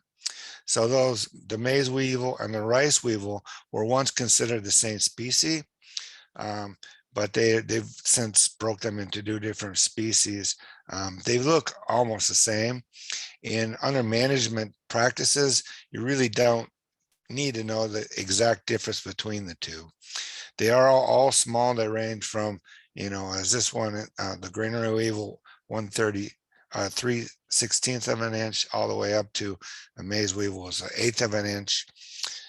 And they all lay a lot of eggs. So, the granary weevils probably less than the rest, but, they all can lay from like 80 to 300 up to 500 eggs each. So if you got just one in the bin, one generation, you're going to have 500 more possibly. So they can do an immense amount of damage very quickly if they left unchecked in kind of the warm environments. I was reading out of Penn State that, you can have 5 to 40% damage to grain from some of these infestations in bins. So it's a good thing to keep track of them and make sure that they are being taken care of.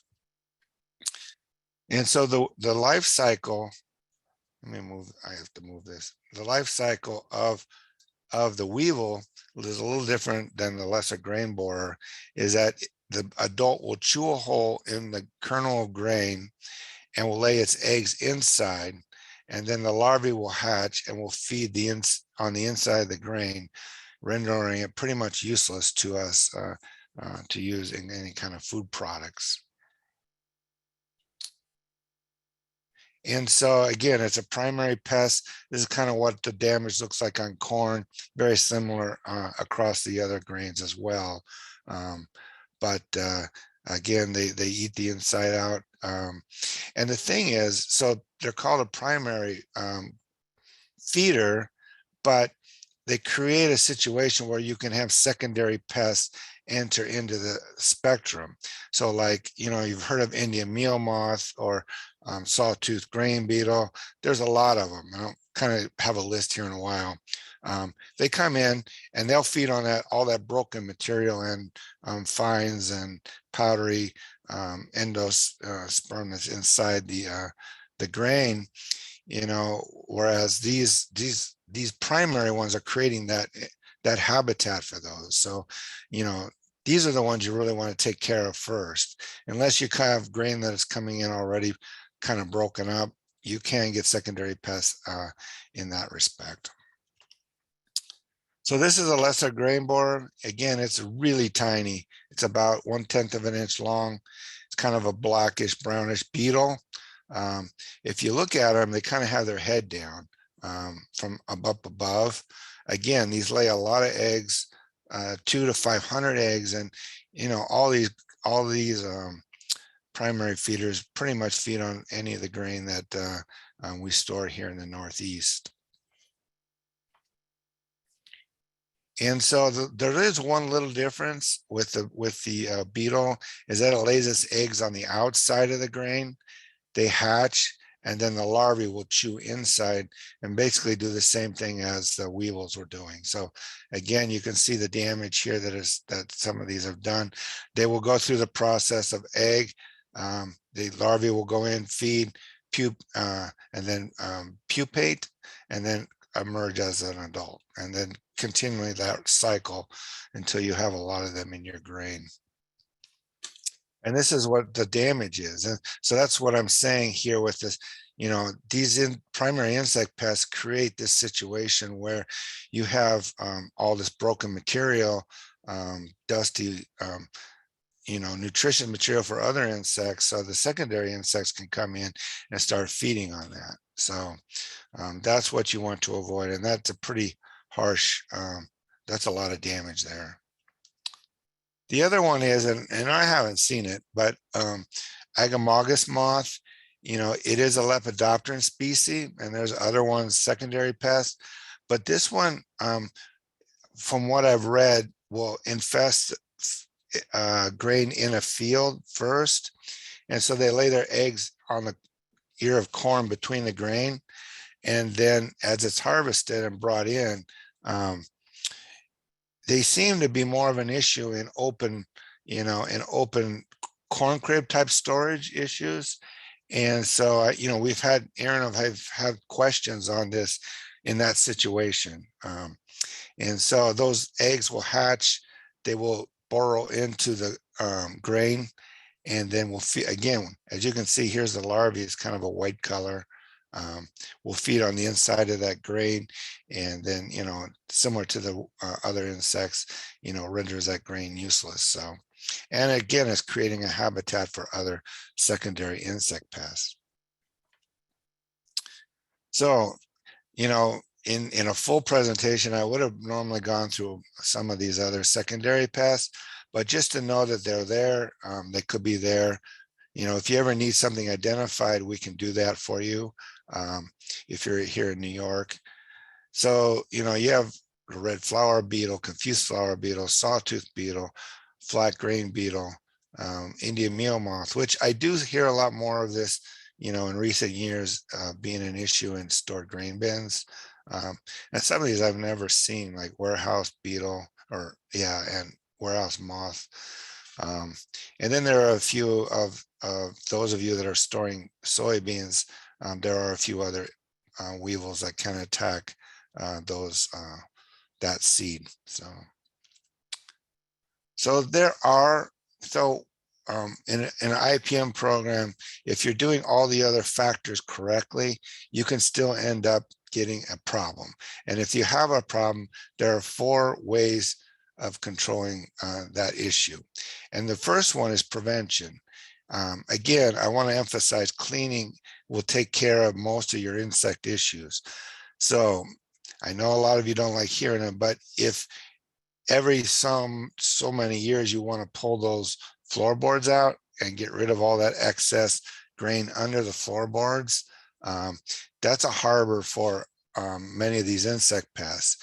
And so if you can get that, shovel it out, and then you can also treat that area. If you clean it out, treat it. If you don't clean it out, you should probably treat that area as well. And then the inside of the bin, seal up any holes you see inside the bins, anywhere where the beetles will come in, cracks along the base, where they're tiny insects, they're going to crawl in anywhere. So if there's cracks on the concrete base of some of those bins, if you have those type, putting a little bit of sealant on that would really help. Another thing that come up in some of our discussions in the past is the lights on top of bins. And so a lot of these insects are attracted to, light in general, and those vents on the top are open. So, sometimes those insects may be coming in through those vents. So that might be a consideration of whether you use lights, at least in the summertime or in the fall and maybe the early spring, you might want to shut those off so those insects don't go in that way. There are pesticides you can use. We have grain protectants that go in with the grain as it's being loaded into the bins. If you have a problem, you can top dress with a product, or if the worst case scenario, there's nothing else you can do, you can fumigate. And this is just an example of one of the pages in the Cornell guide for field crops integrated field crops management. There's about 4 pages of these products that you can use, and they're broke down by how you can use them, and what products and what commodities you can use them on, and what pests you can use them on. So as you can see here in the comments, you have all the different pests you can use them on, and then you have those that you can use as fumigants, and those you can use as a top dress or protectant, and or an empty bin treatment. So it is pretty useful table, and there are both organic products in here and then synthetic pesticides. So it is pretty helpful. And I believe it was updated last year, so these should be pretty up to date. So kind of just in review of an IPM program, you want to start by cleaning, again, cleaning. Make sure everything's cleaned up, sanitized. Your harvest equipment, if possible, for many other reasons, you want to get rid of that grain in there. You could possibly have weed seed in there from some other studies that we've been looking at. Just cleaning that out can really help get rid of, so you go back out the field the next year, if there's a substantial amount of grain stuck in there somewhere, those insects have a way of surviving through the year. They could be in there and reinfest the grain as you're loading it into your trucks. If you have an issue, you can clean the grain before entering it into putting it into the bins. You want uniform distribution. during upload into the bin. Again, moisture management is important, keeping that at the right percentage moisture limits that insect's ability to have moisture available. Keeping that grain cold is really important for not allowing those insects to develop throughout the, as soon as possible in the fall and throughout the spring. In the winters, the grain's down there pretty cold, so you're not getting, if any, you're not getting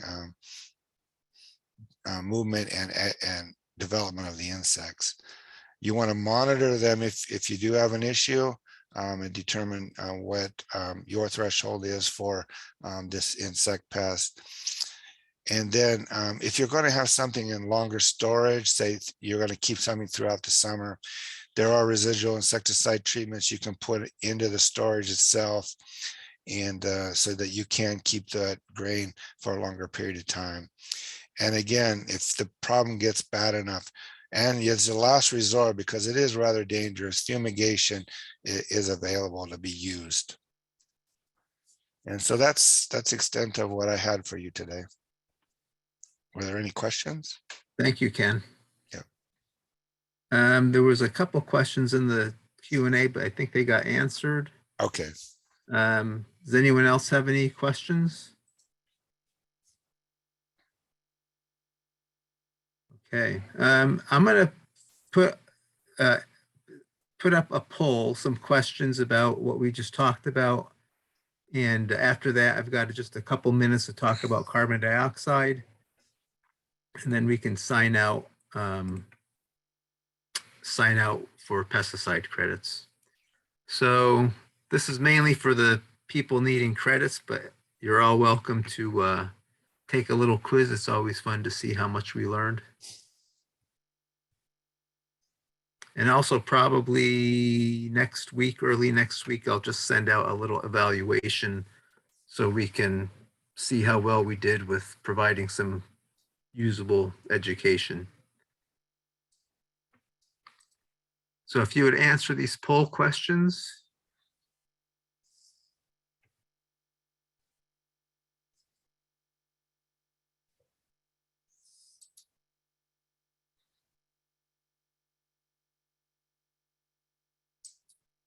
Oh, the poll just disappeared.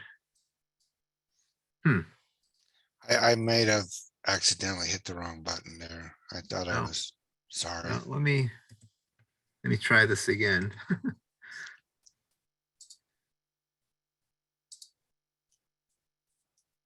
Relaunch poll. There we go. Let's see if we can. Let's see how that works.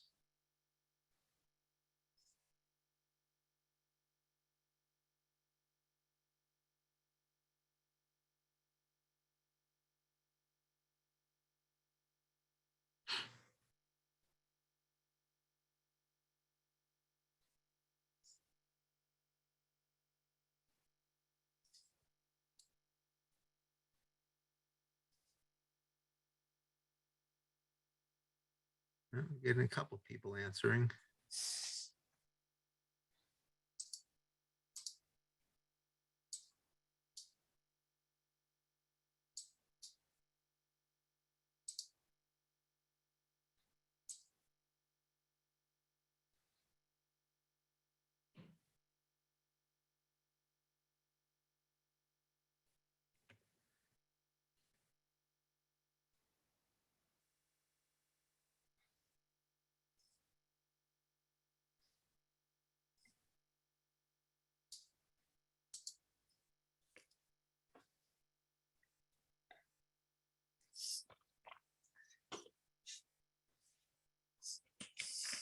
Okay.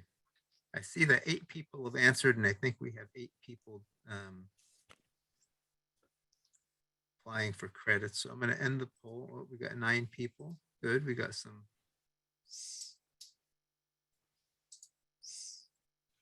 folks doing it for fun.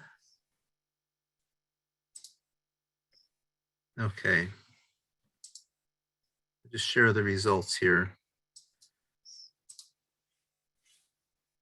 So bait type is more important than trap placement. It looks like everybody got that right. Pre-baiting is a technique that can improve the success of rat capture. How do you pre-bait for rats? Which is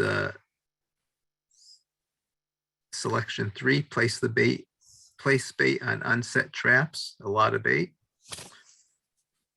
And when we set the trap to catch them, we put just a little bait. The most important step in rodent management is, what's the answer there, Matt? I'd say we have a good split here, and I would consider number 1 and number 4 to be good options. So we have a split there. Remove sources of food, water, and shelter, and then inspection to identify where the rodents are active.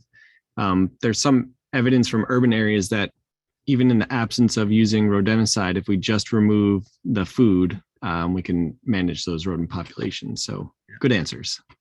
Very good. And those primary pests are the weevils, the grain borer, and the angumoy grain moth. Okay, so I'm going to share my screen here. I want to talk a little bit about carbon dioxide. If I can find my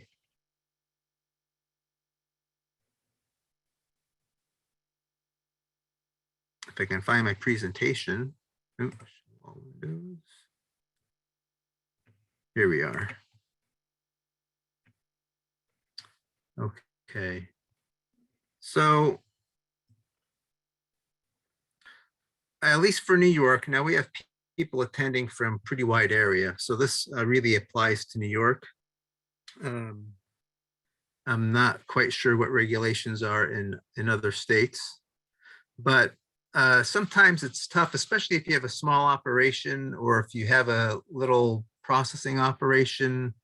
What do you do when you get an infestation? And one thing I'll say is that if you're buying in grain from someone else, especially the first time, I would go and visit that farm and see what kind of operation they have and look for insects on their farm before they bring their grain to yours, because you really don't want to get an infestation at your place.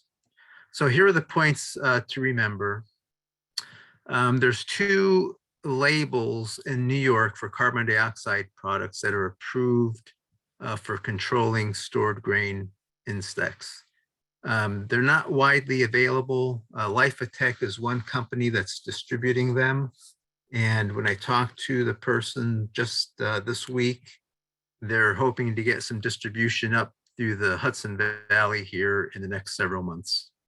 So we're talking about carbon dioxide, basically food grade carbon dioxide, something you'd use for carbonation in a drink. But you can't go down to your air supply company and just get any CO2 and use it. That would be illegal. So it has to be a product with a pesticide label.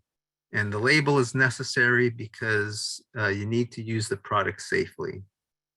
And DEC is allowing folks with the field and forage category to use carbon dioxide and stored grain pests, even though it's really, a method of fumigation. So this is one label.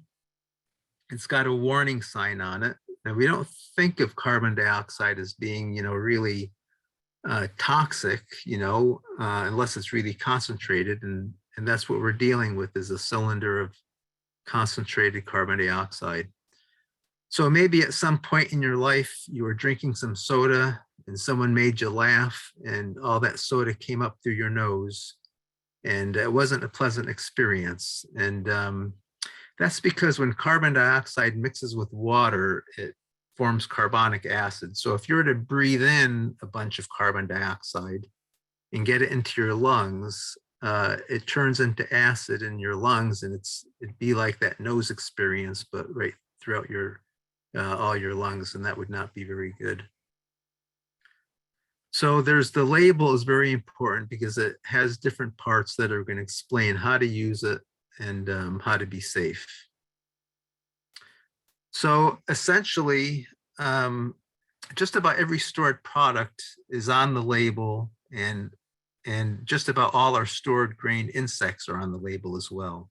So in this label, it says, you can treat all these agricultural commodities and other products may be treated, and it lists a bunch of products. So like buckwheat and sunflower aren't on here, but you have to be a lawyer when you read these labels. And so when it says other products, I think that would include our other grains that aren't listed right here.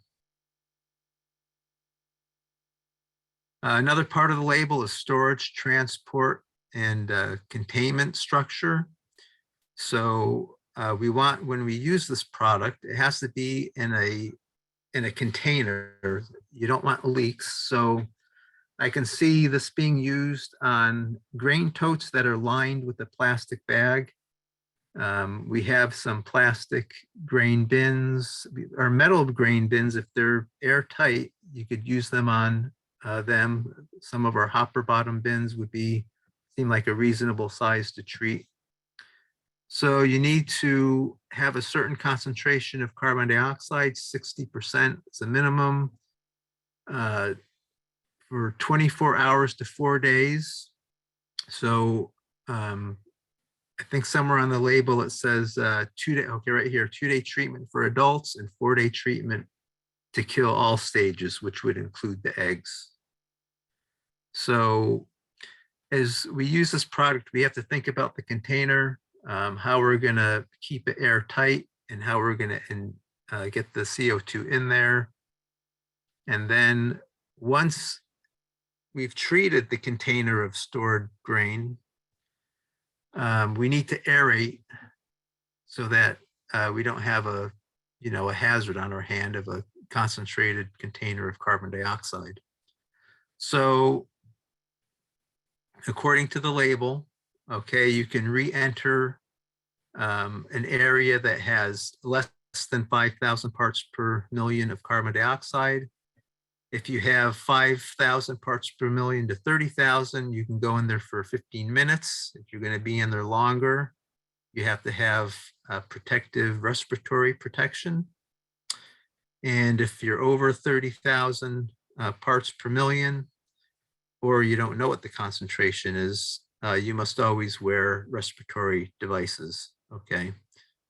So what this means is that I think if you want to use carbon dioxide, you're going to have to get yourself a little CO2 meter. So also on the label, people using this product have to be trained. If you have to put signage up so people know that a container is treated and the area may be off limits. And you want to think about where your bins and containers are. Are they in a barn where you have an office? That might not be a very good spot to be treating with a fumigant. Are they outside? And once you start aerating a bin, you're going to have concentrated CO2 coming out of that bin. You want to think about how you're going to dilute that, maybe with a big barn fan, and just kind of let that CO2 come out of the opening slowly, so you don't have more than 5,000 parts per million of CO2. So just some points here are: the bins and containers airtight? Where are they located? You got to think about how you're going to treat a 50-pound bag or a hopper bottom bin or a large flat bottom bin. I'm not sure how this would work for flour. If you have an infestation in a 50-pound bag of flour, is CO2 actually going to penetrate that bag and take care of it? So I don't really know that. You want to be sure to have proper safety equipment. I don't think you want to do this and then have an emergency and not have the proper safety equipment to deal with it. Again, as I think about, maybe fumigating a bin, then you have to aerate that bin, maybe a large barn fan to disperse that CO2 as it's coming out in a slow trickle. And again, a reliable CO2 meter so you know what you're dealing with.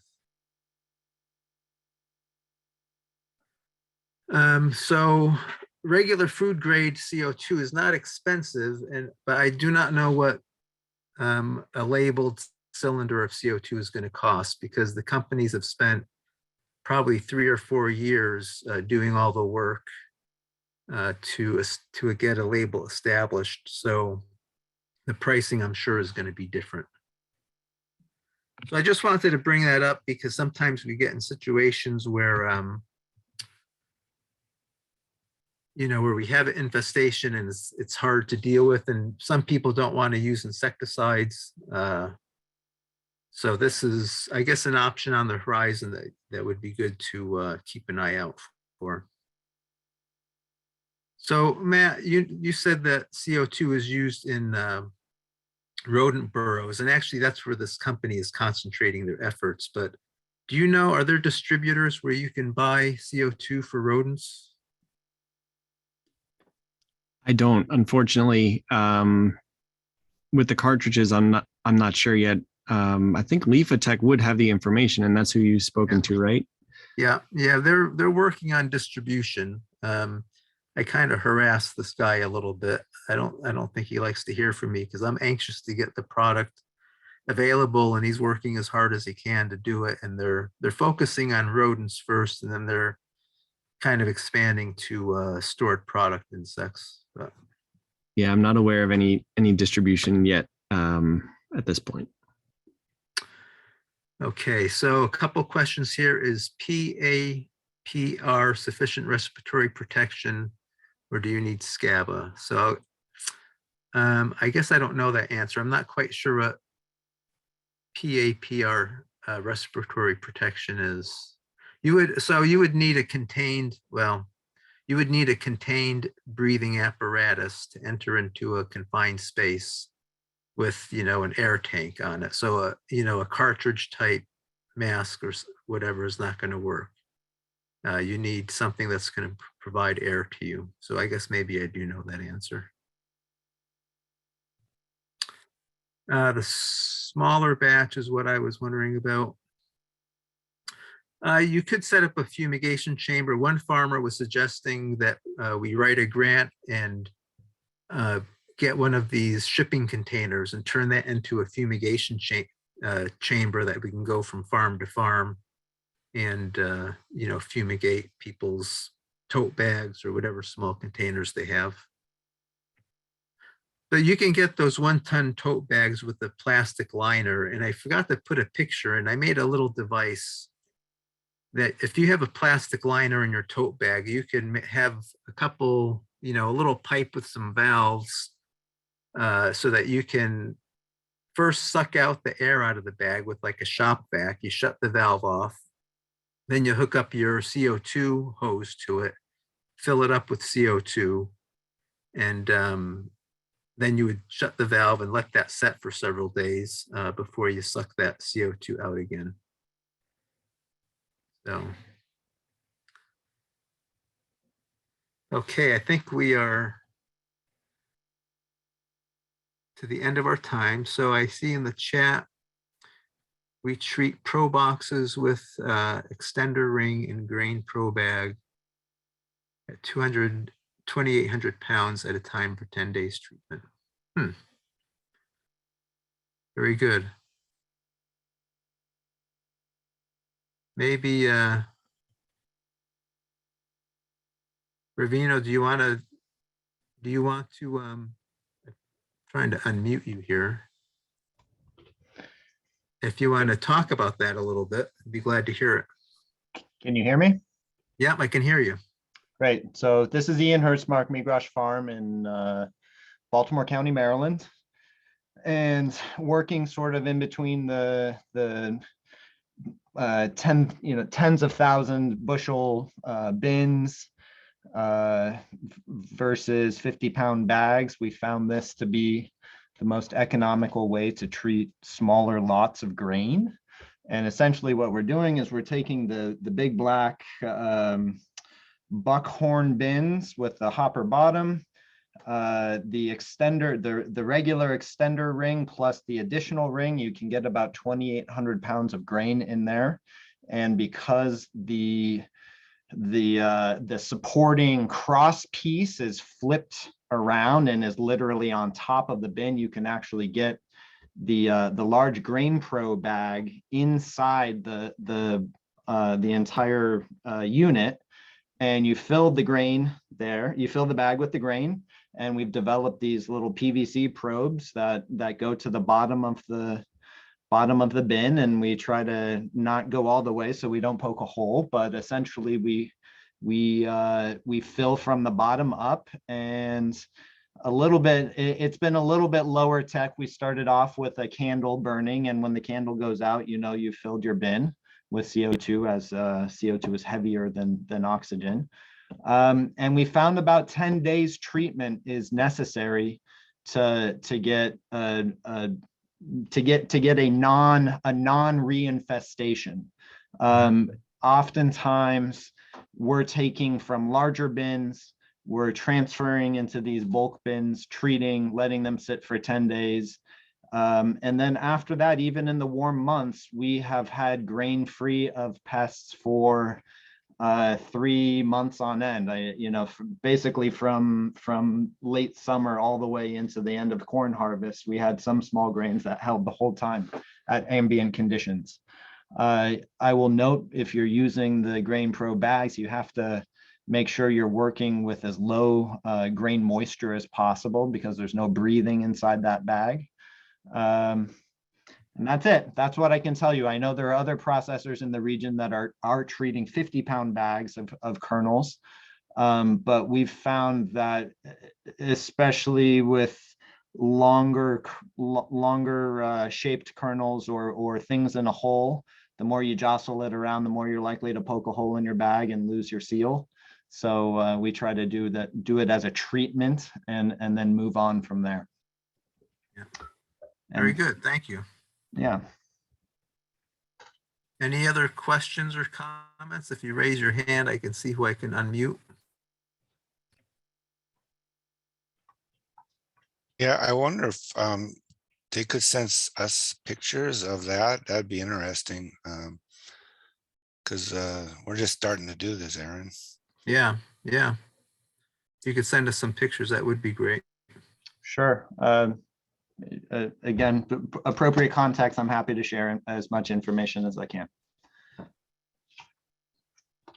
Okay, we're at 2:41. I want to thank everyone for attending. I put in the link to sign out for pesticide credits. Be sure to do that, and then I will mail out a certificate to show that you attended. Want to thank Matt and Ken for joining us today. Really great talks, and I hope this was useful to everyone. And have a good afternoon, and I guess stay warm and don't fall on the ice and snow today.